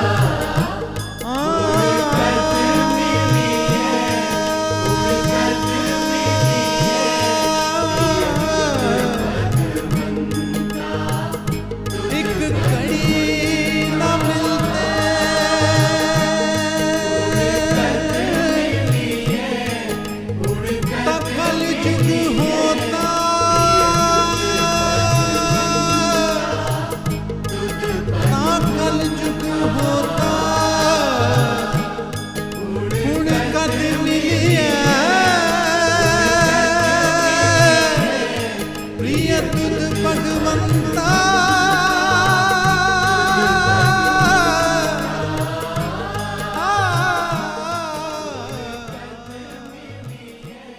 ਗੁਰੂ ਸਾਹਿਬਾਨ ਸ਼ਬਦ ਗੁਰੂ ਦੇ ਸਿਧਾਂਤ ਵਿੱਚ ਯਕੀਨ ਰੱਖਦੇ ਸਨ। ਇਸ ਲਈ ਸ੍ਰੀ ਗੁਰੂ ਗ੍ਰੰਥ ਸਾਹਿਬ ਦੇ ਪਾਵਨ ਸਰੂਪ ਵਿੱਚ ਸ਼ਬਦ ਭਾਵ ਸਤਿਗੁਰੂਆਂ ਤੇ ਮਹਾਂਪੁਰਖਾਂ ਦੀ ਪ੍ਰਮਾਤਮਾ ਨਾਲ ਇੱਕ ਸੁਰ ਹੋਈ ਆਤਮਾ ਦਾ ਸ਼ਬਦ ਰੂਪ ਵਿੱਚ ਪ੍ਰਕਾਸ਼ ਹੈ, ਜਿਸ ਕਰਕੇ ਪੰਜਵੀਂ ਪਾਤਸ਼ਾਹੀ ਸ੍ਰੀ ਗੁਰੂ ਅਰਜਨ ਦੇਵ ਜੀ ਨੇ ਆਦਿ ਗ੍ਰੰਥ ਸਾਹਿਬ ਦੀ ਬੀੜ ਦੇ ਪਹਿਲੇ ਪਾਵਨ ਸਰੂਪ ਪੋਥੀ ਨੂੰ ਪਰਮੇਸ਼ਵਰ ਦਾ ਵਿਸ਼ੇਸ਼ ਸਥਾਨ ਕਰਕੇ ਸਤਕਾਰਿਆ ਹੈ ਅਤੇ ਇਸੇ ਸਿਧਾਂਤ ਦੇ ਆਧਾਰ ਤੇ ਸ੍ਰੀ ਗੁਰੂ ਗ੍ਰੰਥ ਸਾਹਿਬ ਦੇ ਪਹਿਲੇ ਪ੍ਰਕਾਸ਼ ਉਪਰੰਤ ਹਰ ਦਿਨ ਸ੍ਰੀ ਗੁਰੂ ਅਰਜਨ ਦੇਵ ਜੀ ਸ੍ਰੀ ਗੁਰੂ ਗ੍ਰੰਥ ਸਾਹਿਬ ਦੇ ਉਸ ਪਹਿਲੇ ਸਰੂਪ ਆਦਿ ਗ੍ਰੰਥ ਸਾਹਿਬ ਨੂੰ ਕੋਠਾ ਸਾਹਿਬ ਵਿਖੇ ਇਸ ਸਥਾਨ ਤੇ ਸੁਖਾਸਨ ਕਰਵਾਉਣ ਤੋਂ ਬਾਅਦ ਸ਼ਬਦ ਗੁਰੂ ਅਤੇ ਪਰਮੇਸ਼ਵਰ ਦੇ ਪ੍ਰਤੀ ਪਰਮ ਸਤਕਾਰ ਵਜੋਂ ਗੁਰੂ ਸਾਹਿਬ ਆਦਿ ਬੀੜ ਦੇ ਪਾਵਨ ਸਰੂਪ ਨੂੰ ਇੱਥੇ ਉੱਚੇ ਸਥਾਨ ਤੇ ਵਿਰਾਜਮਾਨ ਕਰਵਾਉਣ ਉਪਰੰਤ ਆਪ ਇਸ ਨੀਵੇਂ ਸਥਾਨ ਤੇ ਹੇਠਾਂ ਵਿਸ਼ਰਾਮ ਕਰਿਆ ਕਰਦੇ ਸਨ। ਗੁਰਬਾਣੀ ਅਨੁਸਾਰ ਸ਼ਬਦ ਤੇ ਨਾਮ ਦੀ ਧੁਨੀ ਤੋਂ ਹੀ ਸਾਰੀ ਸ੍ਰਿਸ਼ਟੀ ਦੀ ਸਿਰਜਣਾ ਦਾ ਆਰੰਭ ਹੋਇਆ ਹੈ। ਸ਼ਬਦ ਤੋਂ ਹੀ ਧਰਤੀ, ਆਕਾਸ਼, ਪਵਨ, ਪਾਣੀ, ਅਗਨੀ, ਪਾਤਾਲ ਤੇ ਜੀਵਾਂ ਦਾ ਨਿਰਮਾਣ ਹੋਇਆ। ਸ਼ਬਦ ਹੀ ਆਦਿ ਹੈ ਤੇ ਸ਼ਬਦ ਹੀ ਅੰਤ ਹੈ। ਸ਼ਬਦ ਤੋਂ ਹੀ ਸਭ ਉਪਜਿਆ ਹੈ ਤੇ ਸ਼ਬਦ ਵਿੱਚ ਹੀ ਸਭ ਕੁਝ ਸਮਾ ਜਾਣਾ ਹੈ। ਸ਼ਬਦ ਹੀ ਸਮੁੱਚੇ ਬ੍ਰਹਿਮੰਡ ਦਾ ਪਰਮ ਆਧਾਰ ਹੈ ਅਤੇ ਉਹੀ ਪਰਮ ਸੱਚ ਰੂਪੀ ਇਲਾਹੀ ਸ਼ਬਦ ਧੁਨੀ ਪ੍ਰਭੂ ਦੇ ਪਰਮ ਪਿਆਰਿਆਂ ਰਾਹੀਂ ਇਸ ਧਰਤੀ ਤੇ ਰੂਪਮਾਨ ਹੋਈ, ਜਿਸ ਨੂੰ ਗੁਰਮੁਖੀ ਦੇ ਵਿਸ਼ੇਸ਼ ਅੱਖਰਾਂ ਰਾਹੀਂ ਕਲਮਬੰਦ ਕਰ ਲਿਆ ਗਿਆ ਅਤੇ ਪਿਛਲੀਆਂ ਕਈ ਸਦੀਆਂ ਤੋਂ ਉਹੀ ਪਰਮ ਸੱਚ ਰੂਪੀ ਸ਼ਬਦ ਗੁਰੂ ਸ੍ਰੀ ਗੁਰੂ ਗ੍ਰੰਥ ਸਾਹਿਬ ਦੇ ਸਰੂਪ ਵਿੱਚ ਪ੍ਰਕਾਸ਼ਮਾਨ ਹੋ ਕੇ ਅਗਿਆਨਤਾ ਦੇ ਹਨੇਰੇ ਵਿੱਚ ਸਮੁੱਚੀ ਮਨੁੱਖਤਾ ਦਾ ਮਾਰਗਦਰਸ਼ਨ ਕਰਦੇ ਆ ਰਹੇ ਹਨ। गुर आगे करो बिनती जे गुर पावे, जो मिले तिवे मिलाई है, जो मिले तिवे मिलाई है। मिल मेरे प्रीतमा जियो, तुद बिन खरी निमाणी।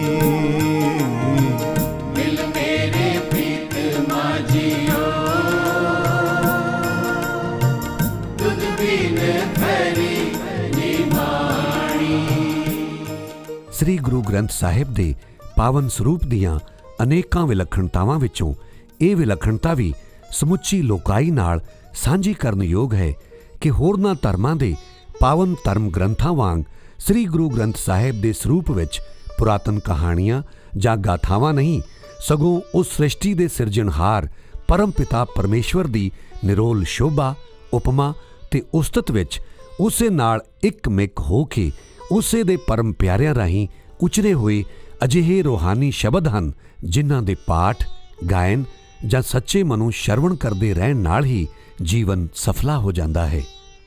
ਸ੍ਰੀ ਗੁਰੂ ਗ੍ਰੰਥ ਸਾਹਿਬ ਦੇ ਪਾਵਨ ਸਰੂਪ ਵਿੱਚ ਸੁਭਾਏਮਾਨ ਤੁਰਕੀ ਬਾਣੀ ਦੇ ਜ਼ਰੀਏ ਮਿਲਣ ਵਾਲੀ ਹਿਦਾਇਤ ਅਨੁਸਾਰ ਜੇਕਰ ਅਸੀਂ ਹੱਕ ਸੱਚ ਦੀ ਕਿਰਤ ਕਰਦੇ ਹੋਏ ਹਰ ਪਲ ਉਸ ਪਰਮ ਪਿਤਾ ਪਰਮਾਤਮਾ ਦਾ ਸਿਮਰਨ ਕਰਨ ਦੇ ਨਾਲ-ਨਾਲ ਆਪਣੀ ਸੱਚੀ ਸੁੱਚੀ ਕਮਾਈ ਨੂੰ ਆਪਣੇ ਹਮ ਜਿਨਸਾਂ ਤੇ ਗਰਜ਼ਮੰਦਾਂ ਨਾਲ ਨਿਮਰਤਾ ਸਹਿਤ ਵੰਡ ਕੇ ਛਕਦੇ ਰਹੀਏ ਤਾਂ ਇਸ ਸੰਸਾਰ ਵਿੱਚ ਗੁਰਸਿੱਖੀ ਦੇ ਵਿਲੱਖਣ ਮਾਰਗ ਤੇ ਚੱਲਦੇ ਹੋਇਆਂ ਬਿਨਾਂ ਕਿਸੇ ਤਰ੍ਹਾਂ ਦਾ ਸੰਨਿਆਸ ਲਏ ਹੀ ਤੁਰ ਦਰਗਾਹ ਤੱਕ ਪਹੁੰਚਣ ਦਾ ਸੱਚਾ ਮਾਰਗ ਆਪਣੇ ਆਪ ਹੀ ਮਿਲ ਜਾਵੇਗਾ। आपे मेल लय सुख दाता, आप मिलया कर आए,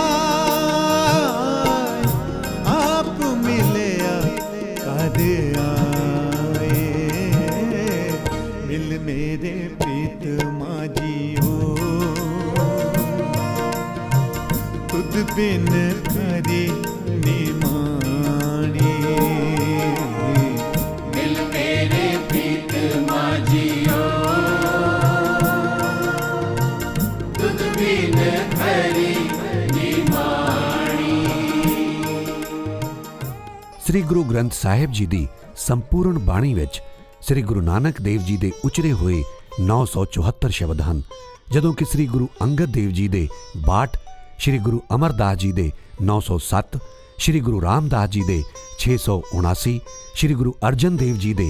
2218 ਅਤੇ ਸ੍ਰੀ ਗੁਰੂ ਤੇਗ ਬਹਾਦਰ ਸਾਹਿਬ ਜੀ ਦੇ 115 ਸ਼ਬਦ ਸੁਸ਼ੋਭਿਤ ਹਨ। ਸ੍ਰੀ ਗੁਰੂ ਗ੍ਰੰਥ ਸਾਹਿਬ ਦੇ ਪਾਵਨ ਸਰੂਪ ਵਿੱਚ 6 ਗੁਰੂ ਸਾਹਿਬਾਨ ਦੀ ਬਾਣੀ ਤੋਂ ਇਲਾਵਾ ਉੱਤਰ ਪ੍ਰਦੇਸ਼, ਮਹਾਰਾਸ਼ਟਰ, ਰਾਜਸਥਾਨ, ਬੰਗਾਲ, ਸਿੰਧ ਅਤੇ ਪੰਜਾਬ ਦੇ ਨਿਵਾਸੀ ਵੱਖ-ਵੱਖ ਧਰਮਾਂ ਦੇ 15 ਭਗਤਾਂ, ਸੰਤਾਂ, ਫਕੀਰਾਂ, ਸੂਫੀਆਂ, ਰਬਾਬੀਆਂ ਤੇ ਕੁਝ ਇੱਕ ਮਹਾਂਪੁਰਖਾਂ ਦੇ 922 ਰੂਹਾਨੀ ਸ਼ਬਦਾਂ ਸਮੇਤ 11 ਭੱਟਾਂ ਦੇ ਸਵਈਏ ਵੀ ਸੁਭਾਏਮਾਨ ਹਨ, ਜਿਨ੍ਹਾਂ ਵਿੱਚੋਂ ਭਗਤ ਕਬੀਰ ਜੀ ਦੇ 541 ਸ਼ਬਦ, ਬਾਬਾ ਸ਼ੇਖ ਫਰੀਦ ਜੀ ਦੇ 116, ਭਗਤ ਨਾਮਦੇਵ ਜੀ ਦੇ 61, ਭਗਤ ਰਵਿਦਾਸ ਜੀ ਦੇ 40, ਭਗਤ ਤਰਲੋਚਨ ਜੀ ਦੇ 4, ਭਗਤ ਧੰਨਾ ਜੀ ਦੇ 3, ਭਗਤ ਜੈਦੇਵ ਜੀ ਦੇ 2 ਸ਼ਬਦ ਅਤੇ ਭਗਤ ਰਾਮਾਨੰਦ ਜੀ, ਭਗਤ ਸੈਣ ਜੀ, ਭਗਤ ਪੀਪਾ ਜੀ, ਭਗਤ ਪਰਮਾਨੰਦ ਜੀ ਤੇ ਭਗਤ ਸੂਰਦਾਸ ਜੀ ਹੋਰਾਂ ਦਾ ਇੱਕ ਸ਼ਬਦ ਸੁਸ਼ੋਭਿਤ ਹੈ। ਸ੍ਰੀ ਗੁਰੂ ਗ੍ਰੰਥ ਸਾਹਿਬ ਦੇ ਪਾਵਨ ਸਰੂਪ ਦੀ ਇਹ ਵੀ ਇੱਕ ਬਹੁਤ ਵੱਡੀ ਵਿਲੱਖਣਤਾ ਹੈ ਕਿ ਗੁਰੂ ਸਾਹਿਬਾਨ ਦੀ ਬਾਣੀ ਦੇ ਨਾਲ-ਨਾਲ ਵੱਖ-ਵੱਖ ਧਰਮਾਂ ਤੇ ਜ਼ਾਤਾਂ ਦੇ ਭਗਤਾਂ, ਸੰਤਾਂ, ਸੂਫੀਆਂ, ਭੱਟਾਂ, ਰਬਾਬੀਆਂ ਤੇ ਮਹਾਂਪੁਰਸ਼ਾਂ ਦੀ ਬਾਣੀ ਨੂੰ ਵੀ ਹਰ ਪੱਖੋਂ ਬਰਾਬਰ ਦਾ ਸਤਿਕਾਰ ਤੇ ਦਰਜਾ ਦਿੱਤਾ ਗਿਆ ਹੈ, ਜੋ ਸਾਨੂੰ ਇਸ ਸੰਸਾਰ ਦੇ ਹੋਰ ਕਿਸੇ ਵੀ ਧਰਮ ਦੇ ਅਜਿਹੇ ਮਹਾਨ ਪਾਵਨ ਗ੍ਰੰਥ ਵਿੱਚ ਵੇਖਣ ਨੂੰ ਨਹੀਂ ਮਿਲ ਸਕਦਾ। ਸ੍ਰੀ ਗੁਰੂ ਗ੍ਰੰਥ ਸਾਹਿਬ ਦੇ ਪਾਵਨ ਸਰੂਪ ਵਿੱਚ 11 ਅਰਸ਼ੀ ਭੱਟਾਂ ਦੇ ਉਚਰੇ ਹੋਏ ਸਵਈਏ ਵੀ ਆਪਣਾ ਵਿਸ਼ੇਸ਼ ਸਥਾਨ ਰੱਖਦੇ ਹਨ, ਕਿਉਂਕਿ ਸਵਈਆਂ ਦੇ ਰੂਪ ਵਿੱਚ ਰਚੀ ਹੋਈ ਭੱਟ ਸਾਹਿਬਾਨ ਦੀ ਬਾਣੀ ਆਪਣੇ ਢੰਗ ਨਾਲ ਇਤਿਹਾਸਕ ਤੇ ਸਿਧਾਂਤਕ ਪੱਖੋਂ ਸਤਿਗੁਰੂਆਂ ਦੀਆਂ ਅਤੀ ਉੱਚੀਆਂ ਤੇ ਦੈਵੀ ਸ਼ਖਸੀਅਤਾਂ ਨੂੰ ਬਾਖੂਬੀ ਚਿੱਤਰਦੀ ਹੈ।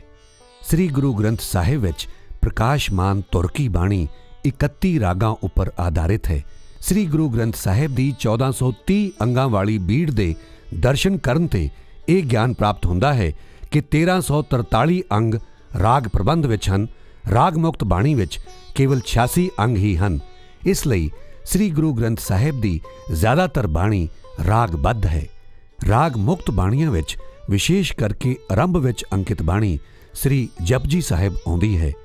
ਇਸ ਵਿੱਚ ਆਦਿ ਅੰਤ ਦੇ ਸ਼ਲੋਕ ਤੇ 38 ਪੌੜੀਆਂ ਹਨ। ਵਿਦਵਾਨਾਂ ਨੇ ਇਸ ਨੂੰ ਸੰਪੂਰਨ ਗੁਰੂ ਗ੍ਰੰਥ ਸਾਹਿਬ ਦੀ ਭੂਮਿਕਾ ਕਰਕੇ ਮੰਨਿਆ ਹੈ ਅਤੇ ਜਪਜੀ ਸਾਹਿਬ ਨੂੰ ਸ੍ਰੀ ਗੁਰੂ ਨਾਨਕ ਦੇਵ ਜੀ ਦੀ ਸੰਪੂਰਨ ਬਾਣੀ ਦਾ ਤੱਤ ਵੀ ਕਿਹਾ ਜਾਂਦਾ ਹੈ। ਸੁਣਿਐ ਸਿੱਧ ਪੀਰ ਸੁਰਨਾਥ,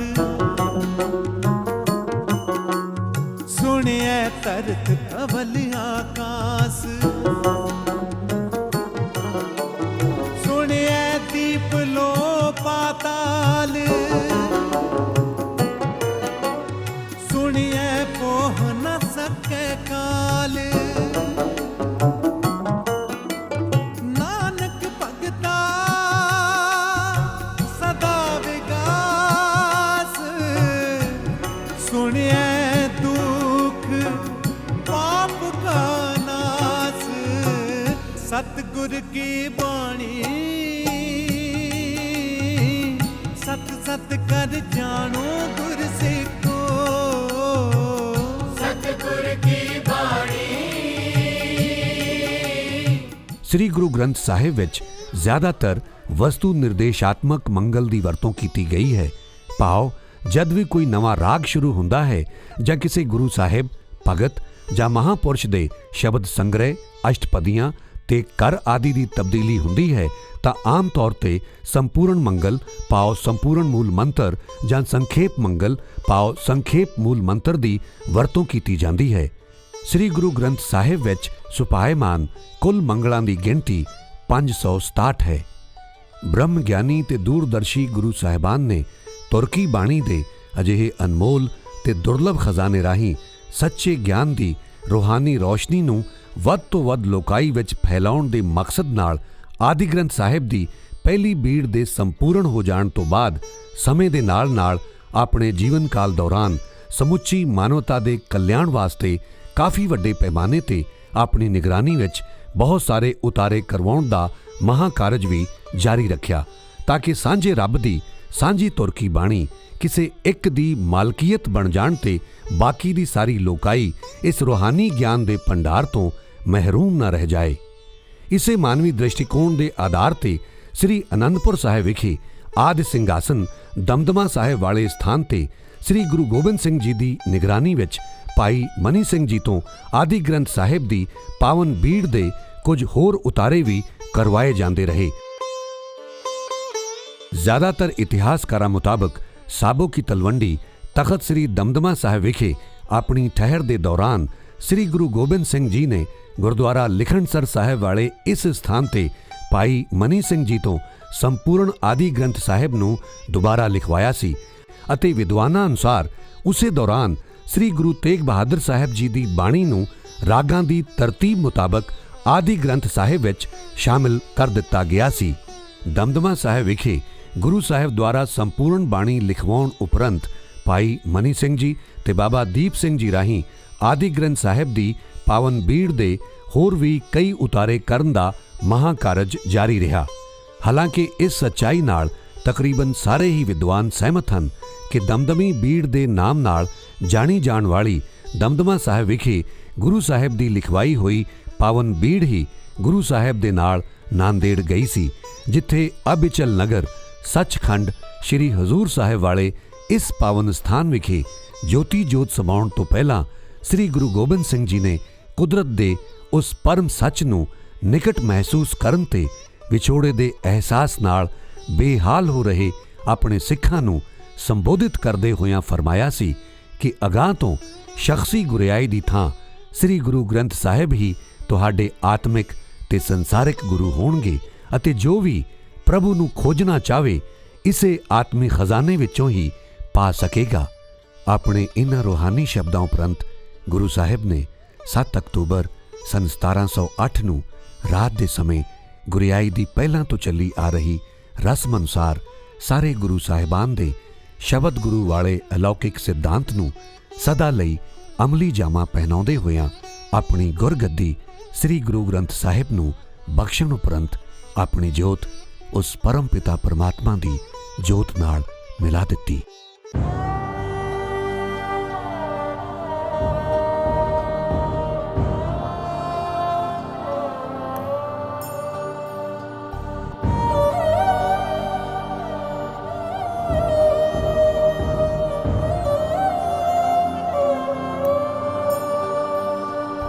ਸਤਿਨਾਮ ਸ੍ਰੀ ਵਾਹਿਗੁਰੂ ਸਤਿਨਾਮ ਸ੍ਰੀ ਵਾਹਿਗੁਰੂ ਸਤਿਨਾਮ ਸ੍ਰੀ ਵਾਹਿਗੁਰੂ ਸਤਿਨਾਮ ਸ੍ਰੀ ਵਾਹਿਗੁਰੂ।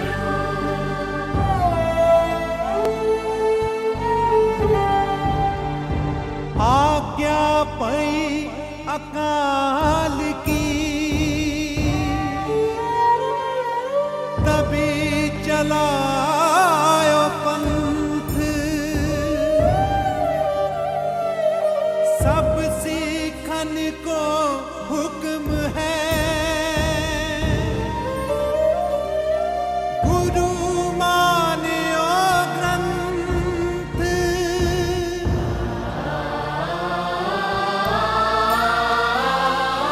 गुरु ग्रंथ जी मान्यो प्रगट गुरां की देह जो प्रभ को मिल बोझ है खोज शब्द में ले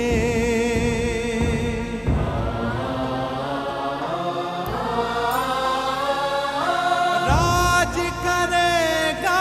खालसा आपकी रहे न कोई पार होए सब मिलेंगे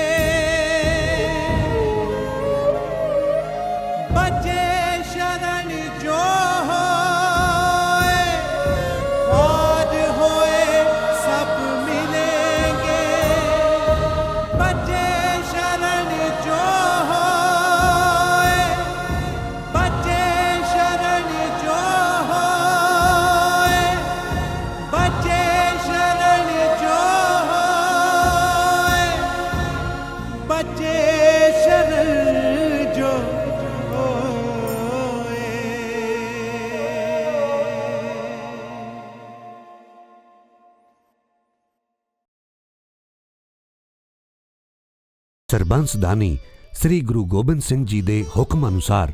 ਉਹਨਾਂ ਦੇ ਜੋਤੀ ਜੋਤ ਸਮਾ ਜਾਣ ਤੋਂ ਬਾਅਦ ਸ੍ਰੀ ਗੁਰੂ ਗ੍ਰੰਥ ਸਾਹਿਬ ਜੀ ਸਦਾ ਲਈ ਗੁਰੂ ਰੂਪ ਵਿੱਚ ਸੰਪੂਰਨ ਸਿੱਖ ਪੰਥ ਦੇ ਨਾਲ-ਨਾਲ ਹਰ ਦ੍ਰਿਸ਼ਟੀਕੋਣ ਤੋਂ ਸਮੁੱਚੀ ਮਾਨਵਤਾ ਦੀ ਰਹਿਨੁਮਾਈ ਕਰਨ ਲਈ ਇਸ ਸੰਸਾਰ ਵਿੱਚ ਸੁਭਾਏਮਾਨ ਹਨ। ਸਾਰੇ ਸੰਸਾਰ ਵਿੱਚ ਸ੍ਰਿਸ਼ਟੀ ਦੇ ਆਰੰਭ ਤੋਂ ਲੈ ਕੇ ਅੰਤ ਤੱਕ ਸ਼ਬਦ ਗੁਰੂ ਦੇ ਰੂਪ ਵਿੱਚ ਪ੍ਰਕਾਸ਼ਮਾਨ ਅਜਿਹੇ ਪਰਮ ਗੁਰੂ ਦੀ ਅਜਿਹੀ ਵਿਲੱਖਣ ਮਿਸਾਲ ਆਪਣੇ ਆਪ ਵਿੱਚ ਕੋਈ ਹੋਰ ਨਾ ਹੋ ਕੇ ਸ੍ਰੀ ਗੁਰੂ ਗ੍ਰੰਥ ਸਾਹਿਬ ਜੀ ਸਿਰਫ ਆਪ ਹੀ ਹਨ। ਸ਼ਬਦ ਗੁਰੂ ਦੇ ਇਲਾਹੀ ਰੂਪ ਵਿੱਚ ਤੁਰਕੀ ਬਾਣੀ ਇਨਸਾਨੀ ਦਿਲ ਦਿਮਾਗ ਤੇ ਰੂਹ ਨੂੰ ਰੌਸ਼ਨ ਕਰਦਿਆਂ ਹੋਇਆਂ ਹਰ ਤਰ੍ਹਾਂ ਦੇ ਹਨੇਰੇ ਵਿੱਚ ਭਟਕੀ ਹੋਈ ਸਮੁੱਚੀ ਮਾਨਵਤਾ ਨੂੰ ਰਹਿੰਦੀ ਦੁਨੀਆ ਤੱਕ ਨਿਰੰਤਰ ਸੱਚੇ ਸਾਹਿਬ ਨੂੰ ਧਿਆਉਣ ਤੇ ਪਾਉਣ ਦਾ ਸੱਚਾ ਮਾਰਗ ਦਰਸਾਉਂਦੀ ਰਹੇਗੀ।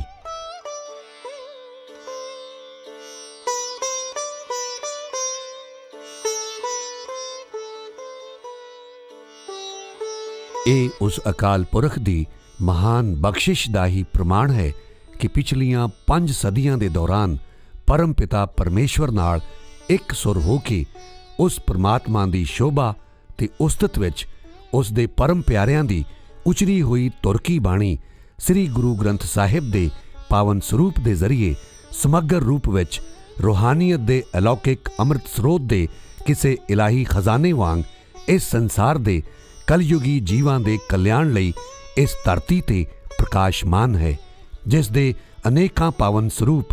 ਸਾਰੇ ਸੰਸਾਰ ਵਿੱਚ ਵੱਖ-ਵੱਖ ਪ੍ਰਾਂਤਾਂ ਤੇ ਮੁਲਕਾਂ ਵਿਖੇ ਬਣੇ ਹੋਏ ਅਨੇਕਾਂ ਗੁਰਦੁਆਰਾ ਸਾਹਿਬਾਨ ਵਿੱਚ ਸੁਸ਼ੋਭਿਤ ਹਨ ਅਤੇ ਉਹਨਾਂ ਪਾਵਨ ਸਰੂਪਾਂ ਵਿੱਚੋਂ ਸ਼੍ਰੀ ਹਰਿਮੰਦਰ ਸਾਹਿਬ ਦੀ ਹੀ ਤਰ੍ਹਾਂ ਰੋਜ਼ਾਨਾ ਤੁਰਕੀ ਬਾਣੀ ਦਾ ਪਾਠ ਤੇ ਗਾਇਨ ਕੀਤਾ ਜਾਂਦਾ ਹੈ, ਜਿਸ ਦੀਆਂ ਪਾਵਨ ਅੰਮ੍ਰਿਤਮਈ ਰੂਹਾਨੀ ਤਰੰਗਾਂ ਇਸ ਸੰਸਾਰ ਦੇ ਸਮੁੱਚੇ ਵਾਤਾਵਰਣ ਦਾ ਸ਼ੁੱਧੀਕਰਨ ਕਰਦੀਆਂ ਹੋਈਆਂ ਨਿਰੰਤਰ ਹਰ ਪਾਸੇ ਰੂਹਾਨੀ ਬਾਣੀ ਦੇ ਪਾਵਨ ਸ਼ਬਦਾਂ ਤੇ ਸੁਰਾਂ ਨਾਲ ਸਾਰੇ ਆਲਮ ਨੂੰ ਉਸ ਪਰਮਾਤਮਾ ਦੇ ਇਲਾਹੀ ਰੰਗ ਵਿੱਚ ਰੰਗਣ ਦੇ ਨਾਲ-ਨਾਲ ਸਾਰੀ ਮਾਨਸ ਜਾਤ ਨੂੰ ਸਾਰੇ ਭੇਦਾਂ ਤੇ ਫਰਕਾਂ ਤੋਂ ਉਤਾਂ ਉੱਠ ਕੇ ਇੱਕ ਹੋ ਜਾਣ ਤੇ ਇੱਕ ਨੂੰ ਹੀ ਮੰਨਣ ਦੀ ਰੂਹਾਨੀ ਪ੍ਰੇਰਨਾ ਦੇਣ ਦਾ ਰੱਬੀ ਫਰਮਾਨ ਸ਼ਰਵਣ ਕਰਵਾਉਂਦੀਆਂ ਰਹਿੰਦੀਆਂ ਹਨ। सोचे सोच न होवई, सोचे सोच न होवई, जे सोची लख बार, चुपे चुप न होवई, जे लाए रहा लिवतार, सतगुर की बाणी सत सत कर जानो गुर सिखो, सतगुर की बाणी सत सत कर जानो गुर सिखो। बाणी गुरु गुरु है बाणी, विच बाणी अमृत सारे, बाणी गुरु गुरु है बाणी बाणी अमृत सारे। सतगुर की बाणी सत सत कर जानो गुर सिखो। ਗੁਰੂ ਪਿਆਰਿਓ, ਜੇ ਸਾਰੀ ਧਰਤੀ ਨੂੰ ਕਾਗਜ਼, ਸਾਰੇ ਜੰਗਲਾਂ ਦੀ ਲੱਕੜੀ ਦੀ ਕਲਮ ਅਤੇ 7 ਸਮੁੰਦਰਾਂ ਦੇ ਪਾਣੀ ਦੀ ਸਿਆਹੀ ਬਣਾ ਲਈ ਜਾਵੇ ਤਾਂ ਵੀ ਸੱਚੇ ਗੁਰੂ ਦੇ ਗੁਣਾਂ ਦਾ ਵਰਣਨ ਜਾਂ ਵਿਆਖਿਆ ਨਹੀਂ ਕੀਤੀ ਜਾ ਸਕਦੀ। ਤਾਕੀਆਂ ਗੱਲਾਂ ਕਥੀਆਂ ਨਾ ਜਾਹੇ, ਜੇ ਕੋ ਕਹੈ ਪਿਛੈ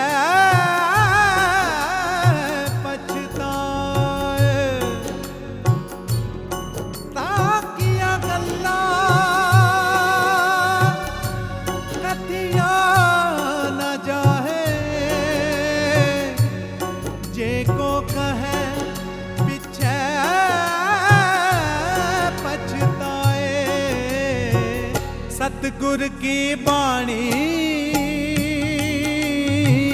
सत सत कर जानो गुर ਗੁਰੂ ਸਾਹਿਬ ਦੀ ਮਹਿਮਾ ਲਫ਼ਜ਼ਾਂ ਵਿੱਚ ਕਿਸੇ ਵੀ ਤਰ੍ਹਾਂ ਬਿਆਨ ਨਾ ਕਰ ਸਕਣ ਦੀ ਆਪਣੀ ਇਸ ਬੇਬਸ ਅਵਸਥਾ ਵਿੱਚ ਦਾਸ ਗੁਰੂ ਸਾਹਿਬ ਦੇ ਪਾਵਨ ਸਰੂਪ ਬਾਰੇ ਵਿਸ਼ਵ ਪ੍ਰਸਿੱਧ ਅਨੇਕਾਂ ਉੱਚ ਕੋਟੀ ਦੇ ਗੈਰ ਸਿੱਖ ਵਿਦਵਾਨਾਂ ਵਿੱਚੋਂ ਸਿਰਫ ਕੁਝ ਇੱਕ ਦੇ ਅਹਿਮ ਉਦਗਾਰ ਸੰਖੇਪ ਵਿੱਚ ਆਪ ਜੀ ਨਾਲ ਸਾਂਝੇ ਕਰਨਾ ਚਾਹੇਗਾ, ਤਾਂ ਕਿ ਆਪ ਸਭਨਾਂ ਨੂੰ ਗੁਰੂ ਸਾਹਿਬ ਦੇ ਵਿਲੱਖਣ ਸਰੂਪ ਦੀ ਮਹਾਨਤਾ ਅਤੇ ਵਿਲੱਖਣਤਾ ਬਾਰੇ ਤੁਲਨਾਤਮਕ ਦ੍ਰਿਸ਼ਟੀਕੋਣ ਤੋਂ ਵੀ ਅਵਗਤ ਕਰਵਾਇਆ ਜਾ ਸਕੇ। ਸਵਾਮੀ ਰਾਮ ਤੀਰਥ ਜੀ ਦੰਡੀ ਸੰਨਿਆਸੀ ਵੇਦਾਂ, ਪੁਰਾਣਾਂ, ਸ਼ਾਸਤਰਾਂ ਅਤੇ ਸਮ੍ਰਿਤੀਆਂ ਦੇ ਪ੍ਰਕਾਂਡ ਵਿਦਵਾਨ ਹੋਣ ਦੇ ਨਾਲ-ਨਾਲ ਸਮੁੱਚੇ ਹਿੰਦੂ ਜਗਤ ਦੇ ਵਿਦਵਾਨਾਂ ਵਿੱਚੋਂ ਚੋਟੀ ਦੇ ਸਿਰਕੱਢ ਗਿਆਤਾ ਹੋਣ ਕਾਰਨ ਬਹੁਤ ਹੀ ਸਤਿਕਾਰਤ ਮੰਨੇ ਜਾਂਦੇ ਹਨ। ਸਵਾਮੀ ਰਾਮ ਤੀਰਥ ਜੀ ਨੇ ਆਪਣੇ ਜੀਵਨ ਕਾਲ ਦੌਰਾਨ ਹਿੰਦੂ ਧਰਮ ਦੇ ਸੰਪੂਰਨ ਸ਼ਾਸਤਰਾਂ ਅਤੇ ਧਰਮ ਗ੍ਰੰਥਾਂ ਦੇ ਨਾਲ-ਨਾਲ ਸ੍ਰੀ ਗੁਰੂ ਗ੍ਰੰਥ ਸਾਹਿਬ ਜੀ ਦਾ ਅਧਿਐਨ ਕਰਨ ਤੋਂ ਬਾਅਦ ਗੁਰਬਾਣੀ ਬਾਰੇ ਇਹ ਕਿਹਾ ਕਿ ਜੀਵਨ ਭਰ ਮੈਂ ਸਾਧੂ ਸੰਤਾਂ ਦੀ ਸੰਗਤ ਕੀਤੀ, ਤਪ ਸਾਧੇ, ਤੀਰਥਾਂ ਦਾ ਭਰਮਣ ਕੀਤਾ। ਅੰਤ ਇਸ ਨਿਸ਼ਚੇ ਤੇ ਪੁੱਜਾ ਹਾਂ ਕਿ ਜੋ ਕੁਝ ਗੁਰੂ ਘਰ ਵਿੱਚ ਹੈ ਉਸ ਤੋਂ ਉੱਤਮ ਹੋਰ ਕਿਤੇ ਵੀ ਨਹੀਂ। ਸ੍ਰੀ ਗੁਰੂ ਗ੍ਰੰਥ ਸਾਹਿਬ ਦੀ ਬਾਣੀ ਮਹਾ ਕਲਿਆਣਕਾਰੀ ਬਾਣੀ ਹੈ, ਕਿਉਂਕਿ ਇਸ ਦਾ ਸਦਉਪਦੇਸ਼ ਮਨੁੱਖ ਜਾਤੀ ਦੇ ਕਿਸੇ ਇੱਕ ਵਰਗ ਲਈ ਨਹੀਂ ਸਗੋਂ ਸਮੁੱਚੀ ਮਨੁੱਖਤਾ ਲਈ ਹੈ। ਅਤੇ ਮੈਂ ਇਸ ਪਰਮ ਸੱਚ ਨੂੰ ਆਪਣੀ ਪੁਸਤਿਕਾ ਸਰਵੋਤਮ ਧਰਮ ਗ੍ਰੰਥ ਸ੍ਰੀ ਗੁਰੂ ਗ੍ਰੰਥ ਸਾਹਿਬ ਵਿੱਚ ਪ੍ਰਮਾਣ ਸਹਿਤ ਸਾਬਿਤ ਕਰਨ ਦਾ ਬਹੁਤ ਹੀ ਸੰਖੇਪ ਤੇ ਨਿਮਾਣਾ ਜਿਹਾ ਯਤਨ ਕੀਤਾ ਹੈ, ਕਿਉਂਕਿ ਇਸ ਕਲਿਆਣਕਾਰੀ ਬਾਣੀ ਦੀ ਸਮੁੱਚੀ ਉੱਤਮਤਾ ਦਾ ਦਿਗਦਰਸ਼ਨ ਕਰਵਾਉਣਾ ਕਠਿਨ ਹੀ ਨਹੀਂ, ਉੱਕਾ ਹੀ ਅਸੰਭਵ ਹੈ। ਲਿਹਾਜ਼ਾ ਸ੍ਰੀ ਗੁਰੂ ਗ੍ਰੰਥ ਸਾਹਿਬ ਜੀ ਨੂੰ ਬਿਲਕੁਲ ਹੀ ਦੋਸ਼ ਰਹਿਤ ਅਤੇ ਮਾਨਵ ਮਾਤਰ ਦੇ ਹਿਤੈਸ਼ੀ ਜਾਣ ਕੇ ਮੈਂ ਗੁਰੂ ਗ੍ਰੰਥ ਸਾਹਿਬ ਨੂੰ ਆਪਣਾ ਧਰਮ ਗ੍ਰੰਥ ਮੰਨ ਲਿਆ ਹੈ ਅਤੇ ਮੈਂ ਆਪਣੇ ਆਪ ਨੂੰ ਗੁਰੂ ਨਾਨਕ ਦੇਵ ਜੀ ਦਾ ਸਿੱਖ ਮੰਨਦਾ ਹਾਂ। ਇਸ ਲਈ ਹੁਣ ਮੈਂ ਗੁਰੂ ਦਾ ਸਿੱਖ ਹਾਂ। ਇਸ ਤਰ੍ਹਾਂ ਸ੍ਰੀ ਗੁਰੂ ਗ੍ਰੰਥ ਸਾਹਿਬ ਜੀ ਦੇ ਲੜ ਲੱਗਣ ਤੋਂ ਬਾਅਦ ਸਵਾਮੀ ਰਾਮ ਤੀਰਥ ਜੀ ਨੇ ਵੀ ਆਪਣਾ ਸੰਨਿਆਸੀ ਸਰੂਪ ਤਿਆਗਣ ਤੋਂ ਬਾਅਦ ਬਾਕੀ ਦਾ ਰਹਿੰਦਾ ਸਾਰਾ ਜੀਵਨ ਸਿੱਖੀ ਸਰੂਪ ਵਿੱਚ ਹੀ ਗੁਜ਼ਾਰਿਆ ਸੀ। ਕਿਵ ਸਚਿਆਰਾ ਹੋਈਐ,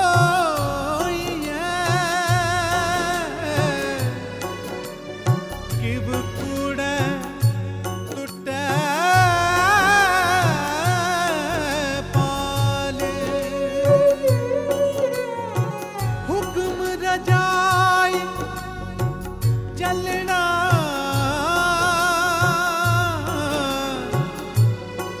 ਨਾਨਕ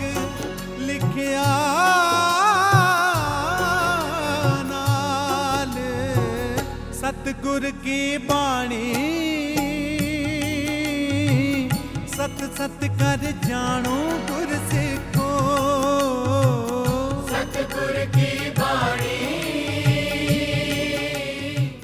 ਸੌਰਾਸ਼ਟਰਾ ਦੇ ਸੰਸਾਰ ਪ੍ਰਸਿੱਧ ਕਥਾਕਾਰ ਸ਼੍ਰੀ ਮੁਰਾਰੀ ਬਾਪੂ ਨੇ ਆਪਣੇ ਪ੍ਰਵਚਨਾਂ ਦੇ ਦੌਰਾਨ ਫਰਮਾਇਆ ਹੈ ਕਿ ਸ੍ਰੀ ਗੁਰੂ ਗ੍ਰੰਥ ਸਾਹਿਬ ਭਾਰਤ ਦੀ ਅਜ਼ਮਤ ਹਨ, ਆਤਮਿਕ ਸ਼ਾਂਤੀ ਪ੍ਰਦਾਨ ਕਰਨ ਲਈ ਇੱਕ ਨਿਰੰਤਰ ਚਸ਼ਮਾ ਹਨ। ਉਹਨਾਂ ਮੁਤਾਬਕ ਗੁਰੂ ਸਾਹਿਬਾਨ ਨੇ ਸਾਨੂੰ ਸ਼ਸਤਰ ਤੇ ਸ਼ਾਸਤਰ ਦੋਨਾਂ ਦਾ ਹੀ ਵਰਦਾਨ ਦਿੱਤਾ ਹੈ, ਕਿਉਂਕਿ ਨਿਰੇ ਸ਼ਸਤਰ ਜ਼ਾਲਿਮ ਤੇ ਹੱਤਿਆਰੇ ਪੈਦਾ ਕਰਦੇ ਹਨ ਅਤੇ ਨਿਰੇ ਸ਼ਾਸਤਰ ਅਜਿਹੇ ਕੋਮਲ ਇਨਸਾਨ ਜੋ ਲੋੜ ਪੈਣ ਤੇ ਸ਼ਸਤਰ ਵੀ ਨਹੀਂ ਚੁੱਕ ਸਕਦੇ। ਸ਼ਸਤਰ ਤੇ ਸ਼ਾਸਤਰ ਪਾਉ ਸ਼ਕਤੀ ਅਤੇ ਭਗਤੀ ਦਾ ਅਜਿਹਾ ਸੁਮੇਲ ਸ੍ਰੀ ਗੁਰੂ ਨਾਨਕ ਦੇਵ ਜੀ ਅਤੇ ਸ੍ਰੀ ਗੁਰੂ ਗੋਬਿੰਦ ਸਿੰਘ ਜੀ ਦੇ ਘਰ ਵਿੱਚ ਹੀ ਮਿਲਦਾ ਹੈ। ਧਨ ਸੋ ਦੇਸ ਜਹਾਂ ਤੂੰ ਬਸਿਆ, ਧਨ ਸੋ ਦੇਸ ਜਹਾਂ ਤੂੰ ਬਸਿਆ, ਮੇਰੇ ਸੱਜਣ ਮੀਤ ਮੁਰਾਰੇ ਜਿਉ, ਮੇਰੇ ਸੱਜਣ ਮੀਤ ਮੁਰਾਰੇ ਜਿਉ, ਹੋ ਕੋਲੀ ਜਿਉ ਕੋਲ ਕੁਮਾਈ, ਓ ਕੋਲੀ ਜਿਉ ਕੋਲ ਕੁਮਾਈ।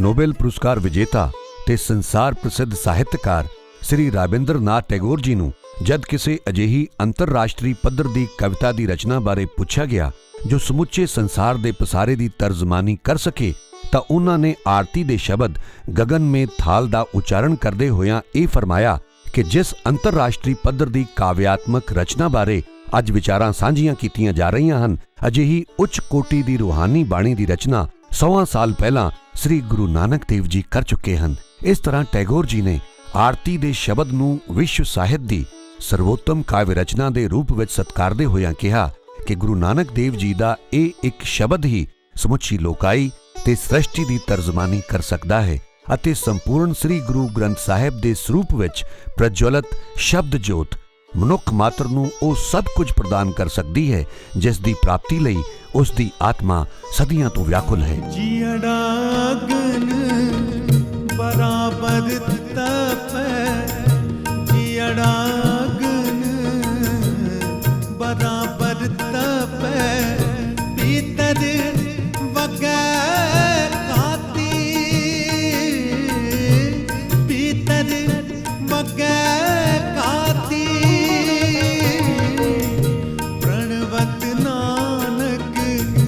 हुक्म पछाण प्रणवत नानक हुक्म पछाण सुख होवे दिन राती सुख होवे दिन राती सुख होवे दिन राती साहिबा मेरे साहिबा कौन जाने गुण तेरे साहेबा मेरे साहेबा कौन जाने गुण तेरे। शास्त्रां ਦੇ ਪਰਮ ਗਿਆਤਾ स्वामी ब्रह्मानंद जी ਦਾ ਕਥਨ ਹੈ ਕਿ ਮੈਂ ਸਾਰੀ ਜ਼ਿੰਦਗੀ ਬੜੀ ਖਾਕ ਛਾਣੀ ਪਰ ਅੰਮ੍ਰਿਤ ਦੇ ਖਜ਼ਾਨੇ ਸ੍ਰੀ ਗੁਰੂ ਗ੍ਰੰਥ ਸਾਹਿਬ ਅਤੇ ਗੁਰਸਿੱਖੀ ਦੇ ਸਿਧਾਂਤਾਂ ਅਨੁਸਾਰ ਜੀਵਨ ਬਤੀਤ ਕਰਨ ਦਾ ਅਵਸਰ ਨਾ ਹਾਸਲ ਕਰ ਸਕਿਆ। ਉਹਨਾਂ ਅਨੁਸਾਰ ਸ੍ਰੀ ਗੁਰੂ ਗ੍ਰੰਥ ਸਾਹਿਬ ਜੀ ਵਰਗੇ ਮੁਕਤੀ ਦੇ ਖਜ਼ਾਨੇ ਨੂੰ ਛੱਡ ਕੇ ਹੋਰ ਕਿਧਰੇ ਵੀ ਭਟਕਣਾ ਬਿਲਕੁਲ ਹੀ ਵਿਅਰਥ ਹੈ। ਕਾਸ਼ ਇਸ ਵਿਲੱਖਣ ਰੂਹਾਨੀ ਮਾਰਗ ਦੀ ਪਹਿਚਾਨ ਮੈਨੂੰ ਪਹਿਲਾਂ ਹੀ ਹੋ ਜਾਂਦੀ, ਪਰ ਹੁਣ ਇਸ ਅੰਮ੍ਰਿਤ ਦੀ ਦਾਤ ਵਾਸਤੇ ਮੈਨੂੰ ਇੱਕ ਜਨਮ ਹੋਰ ਲੈਣਾ ਪਵੇਗਾ। ਸ੍ਰੀ ਗੁਰੂ ਗ੍ਰੰਥ ਸਾਹਿਬ ਬਾਰੇ ਇਹਨਾਂ ਵਿਦਵਾਨਾਂ ਤੋਂ ਇਲਾਵਾ ਵੱਖ-ਵੱਖ ਧਰਮਾਂ ਦੀਆਂ ਹੋਰਨਾਂ ਬਹੁਤ ਸਾਰੀਆਂ ਸੰਸਾਰ ਪ੍ਰਸਿੱਧ ਸ਼ਖਸੀਅਤਾਂ ਦੇ ਵਿਚਾਰ ਜਾਣ ਲੈਣ ਤੋਂ ਬਾਅਦ ਇਹ ਬਿਲਕੁਲ ਸਪਸ਼ਟ ਹੋ ਜਾਂਦਾ ਹੈ ਕਿ ਸ੍ਰੀ ਗੁਰੂ ਗ੍ਰੰਥ ਸਾਹਿਬ ਸਰਵਸ਼੍ਰੇਸ਼ਠ ਹਨ ਅਤੇ ਉਸ ਪ੍ਰਮਾਤਮਾ ਨੇ ਸਦੀਆਂ ਪਹਿਲਾਂ ਇੰਨੇ ਸਾਰੇ ਧਰਮਾਂ ਦੀ ਹੋਣ ਦੇ ਬਾਵਜੂਦ ਇਸ ਸੰਸਾਰ ਵਿਖੇ ਇੱਕ ਨਿਰਾਲੇ ਸਿੱਖ ਧਰਮ ਦੀ ਬੁਨਿਆਦੀ ਘਾਟ ਨੂੰ ਪੂਰਾ ਕਰਨ ਵਾਸਤੇ ਆਪਣੇ ਪਰਮ ਪਿਆਰੇ ਅਤੇ ਪਰਮ ਦ੍ਰਿਸ਼ਟਾ ਸ੍ਰੀ ਗੁਰੂ ਨਾਨਕ ਦੇਵ ਜੀ ਤੋਂ ਆਪ ਹੀ ਆਪਣੇ ਇੱਕ ਨਵੇਂ ਸਰਵ ਸਾਂਝੇ ਅਤੇ ਸਰਵਸ਼੍ਰੇਸ਼ਠ ਸਿੱਖ ਧਰਮ ਦੀ ਸਿਰਜਣਾ ਕਰਵਾਈ ਹੋਵੇਗੀ, ਜਿਸ ਦੇ ਇਲਾਹੀ ਰਹਿਨੁਮਾ ਸ੍ਰੀ ਗੁਰੂ ਗ੍ਰੰਥ ਸਾਹਿਬ ਸਦੀਵ ਕਾਲ ਤੱਕ ਹਰ ਪੱਖੋਂ ਸਮੁੱਚੀ ਮਾਨਵਤਾ ਦੀ ਰਹਿਨੁਮਾਈ ਕਰਦੇ ਹੋਏ ਉਸ ਸੱਚੇ ਸਾਹਿਬ ਦੇ ਦਰ ਤੱਕ ਲੈ ਜਾਣ ਵਾਲਾ ਪਰਮ ਸੱਚਾ ਇਲਾਹੀ ਮਾਰਗ ਦਰਸਾਉਂਦੇ ਰਹਿਣਗੇ। ਜਿਨੀ ਨਾਮ ਤੇ ਆਇਆ ਗਏ ਮਸਕਤ ਕਾਲ ਜਿਨੀ ਨਾਮ ਤੇ ਆਇਆ ਗਏ ਮਸਕਤ ਕਾਲ ਨਾਨਕ ਤੇ ਮੁਖ ਉਜਲੇ ਕੀਤੀ ਛੁੱਟੀ ਨਾਲ ਨਾਨਕ ਤੇ ਮੁਖ ਉਜਲੇ ਕਹਿੰਦੀ ਛੁੱਟੀ ਨਾਲ ਸਤਿਗੁਰ ਕੀ ਬਾਣੀ ਸਤ ਸਤ ਕਰ ਜਾਣੋ ਗੁਰ ਸਿੱਖੋ सतगुर की बाणी सत सत ਗੁਰੂ ਪਿਆਰਿਓ, ਜਿਗਿਆਸੂਆਂ ਨੂੰ ਪ੍ਰਮਾਤਮਾ ਦੇ ਦਰ ਤੱਕ ਪਹੁੰਚਣ ਵਾਲੇ ਜਿਸ ਸੱਚੇ ਮਾਰਗ ਦੀ ਤਲਾਸ਼ ਵਿੱਚ ਭਟਕਦਿਆਂ ਹੋਇਆਂ ਪਤਾ ਨਹੀਂ ਕਿੰਨੇ ਜਨਮ ਲੱਗ ਜਾਂਦੇ ਹਨ, ਉਸੇ ਸੱਚੇ ਮਾਰਗ ਤੇ ਚੱਲਣ ਦੇ ਸਾਰੇ ਗੁੱਝੇ ਭੇਦ ਉਸ ਪ੍ਰਮਾਤਮਾ ਦੇ ਪਰਮ ਪਿਆਰਿਆਂ ਨੇ ਸ੍ਰੀ ਗੁਰੂ ਗ੍ਰੰਥ ਸਾਹਿਬ ਜੀ ਦੇ ਪਾਵਨ ਸਰੂਪ ਵਿੱਚ ਅਨੇਕਾਂ ਰੂਹਾਨੀ ਸ਼ਬਦਾਂ ਰਾਹੀਂ ਪੂਰੀ ਤਰ੍ਹਾਂ ਖੋਲ ਕੇ ਦੱਸੇ ਹੋਏ ਹਨ, ਜਿਨ੍ਹਾਂ ਤੋਂ ਰੂਹਾਨੀ ਸੇਧ ਲੈ ਕੇ ਦੈਵੀ ਬਖਸ਼ਿਸ਼ ਦਾ ਬੇਹਿਸਾਬ ਇਲਾਹੀ ਮੁਨਾਫਾ ਹਾਸਲ ਕਰਨ ਵਾਸਤੇ ਕਿਸੇ ਨੂੰ ਇੱਕ ਦਮੜਾ ਵੀ ਖਰਚ ਕਰਨ ਦੀ ਜ਼ਰੂਰਤ ਨਹੀਂ। ਕਿੰਨੀ ਹੈਰਤ ਅੰਗੇਜ਼ ਸੱਚਾਈ ਹੈ ਕਿ ਸਮੁੱਚੇ ਬ੍ਰਹਿਮੰਡ ਦੇ ਸਭ ਤੋਂ ਵੱਡੇ ਪਰਮ ਸੱਚ ਦੇ ਖਜ਼ਾਨੇ ਨੂੰ ਪਾ ਲੈਣ ਦੇ ਸਾਰੇ ਇਲਾਹੀ ਭੇਦ ਤੁਰਕੀ ਬਾਣੀ ਦੇ ਰੂਪ ਵਿੱਚ ਸਦੀਆਂ ਤੋਂ ਸਾਡੇ ਸੰਸਾਰਿਕ ਜੀਵਾਂ ਕੋਲ ਉਪਲਬਧ ਹਨ, ਯਾਨੀ ਜਿਨ੍ਹਾਂ ਰੂਹਾਨੀ ਜੁਗਤੀਆਂ ਰਾਹੀਂ ਉਸ ਪ੍ਰਮਾਤਮਾ ਦੇ ਪਰਮ ਪਿਆਰਿਆਂ ਨੇ ਆਪਣੇ ਸੱਚੇ ਸਾਹਿਬ ਨੂੰ ਪਾ ਲਿਆ ਸੀ, ਉਹ ਸਾਰੇ ਹੀ ਸੱਚੇ ਰੂਹਾਨੀ ਸੂਤਰ, ਗੁਰ, ਯੁਕਤੀਆਂ ਤੇ ਸਾਧਨ ਸਮੁੱਚੇ ਤੌਰ ਤੇ ਸ੍ਰੀ ਗੁਰੂ ਗ੍ਰੰਥ ਸਾਹਿਬ ਜੀ ਦੇ ਪਾਵਨ ਸਰੂਪ ਵਿੱਚ ਸੁਪਾਇਮਾਨ ਹਨ ਅਤੇ ਜਿਨ੍ਹਾਂ ਰਾਹੀਂ ਅਸੀਂ ਸਾਰੇ ਸੰਸਾਰਿਕ ਕਲੇਸ਼ਾਂ ਤੇ ਕਸ਼ਟਾਂ ਤੋਂ ਛੁਟਕਾਰਾ ਪਾਉਣ ਦੇ ਨਾਲ-ਨਾਲ ਉਸ ਸੱਚੇ ਸਾਹਿਬ ਦੀ ਅਪਾਰ ਬਖਸ਼ਿਸ਼ ਵੀ ਪ੍ਰਾਪਤ ਕਰ ਸਕਦੇ ਹਾਂ। ਪਰ ਜੇਕਰ ਫਿਰ ਵੀ ਅਸੀਂ ਕਲਯੁਗੀ ਜੀਵ ਆਪਣੀਆਂ ਅੰਦਰੂਨੀ ਊਣਤਾਈਆਂ, ਸ਼ੰਕਾਵਾਂ ਅਤੇ ਨਾਸਮਝੀਆਂ ਕਾਰਨ ਅੰਮ੍ਰਿਤ ਬਾਣੀ ਦੇ ਇੰਨੇ ਵੱਡੇ ਇਲਾਹੀ ਖਜ਼ਾਨੇ ਦੇ ਵਾਰਿਸ ਹੋਣ ਦੇ ਬਾਵਜੂਦ ਉਸ ਦੇ ਰੂਹਾਨੀ ਗਿਆਨ ਦੀ ਜਾਗ ਤੋਂ ਅਛੂਤੇ ਰਹਿ ਕੇ ਆਪਣਾ ਲੋਕ ਪਰਲੋਕ ਸਵਾਰ ਲੈਣ ਦਾ ਲਾਹਾ ਨਾ ਲੈ ਸਕੇ ਤਾਂ ਤਿਰਗ ਹੋਵੇਗਾ ਸਾਡਾ ਜੀਵਣਾ ਤੇ ਤਿਰਗ ਹੋਵੇਗਾ ਸਾਡਾ ਇਸ ਸੰਸਾਰ ਵਿੱਚ ਆਵਣਾ। जेता समुंद सागर नीर परिया, जेता समुंद सागर नीर परिया, तेते औगण हमारे, तेते औगण हमारे, दया करो, दया करो,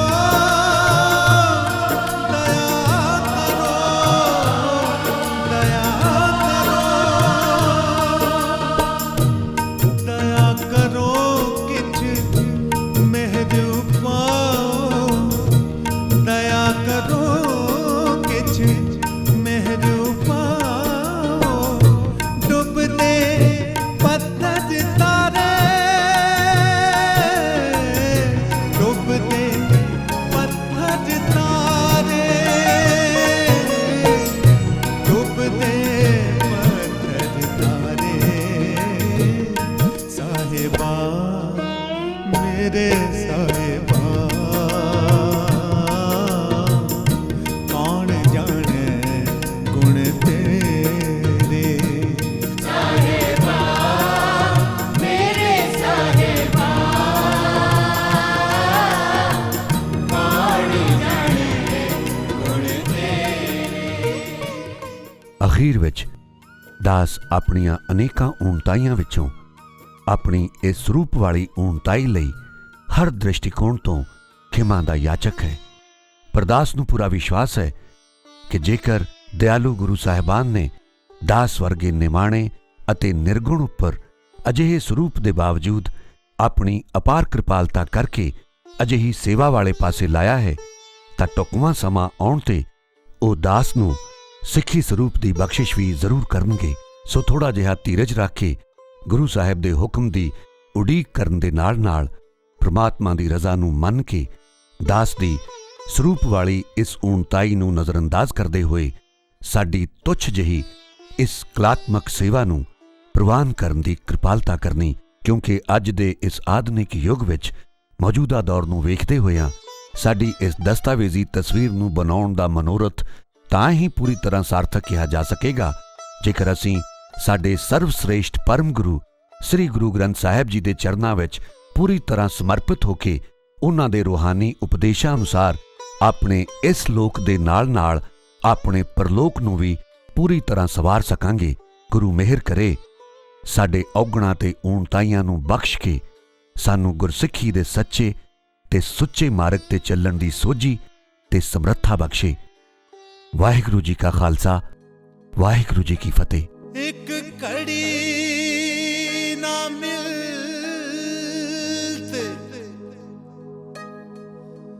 ता कल जुग होता,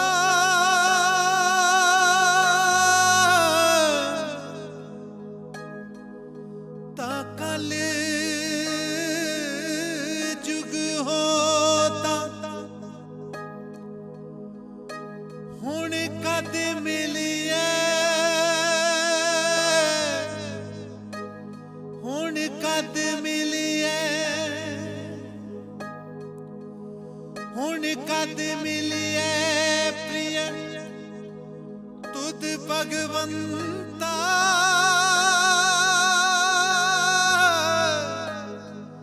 प्रिय तुद भगवंता।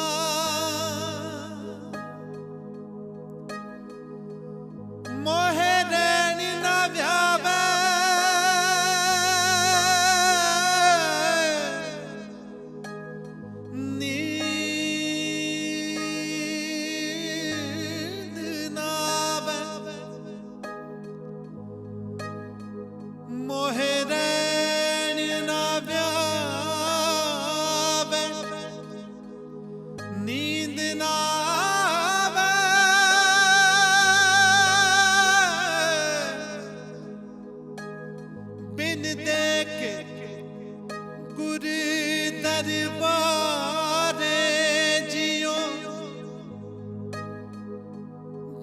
देखे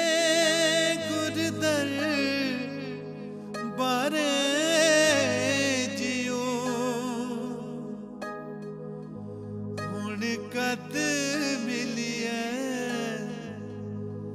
हुण कद मिलिए प्रिय तुद भगवंता तुद भगवंता एक घड़ी न मिलते ता कल जुग होता एक घड़ी न मिलते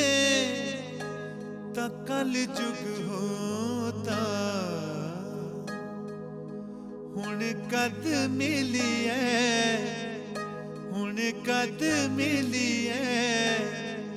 प्रिय तुद भगवंता तुद भगवंता एक घड़ी ना मिलते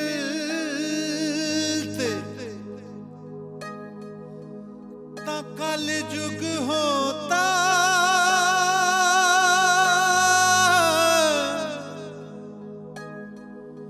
ता कल जुग होता हुण कद मिलिए हुण कद मिलिए हुण कद मिलिए प्रिय तुद भगवंता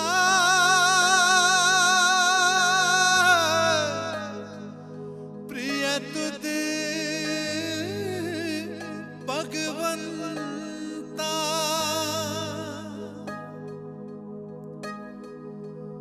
मोहे रैन न व्यावे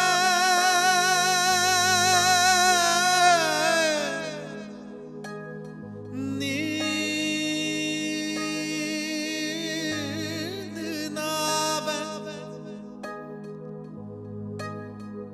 मोहे रैन न व्यावे नींद नावे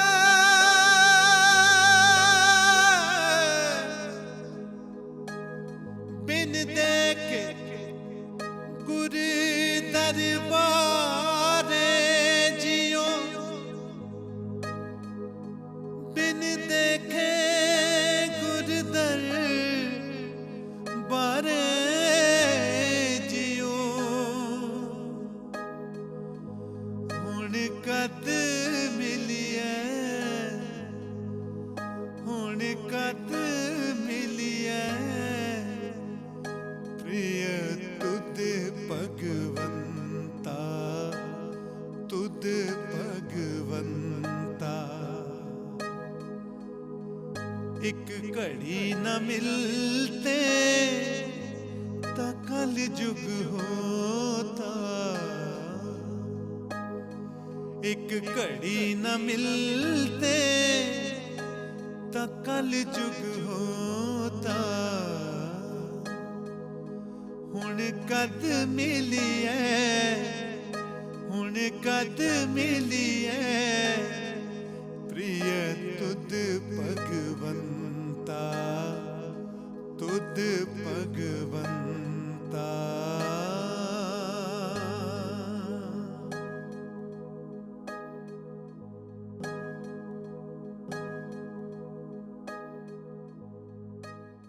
मंगल ढिल्लोन चैनल एक ऐसा चैनल जो आपका जीवन बदल सकता है, जैसे अब तक बहुतों का जीवन बदल चुका है। मंगल ढिल्लोन चैनल।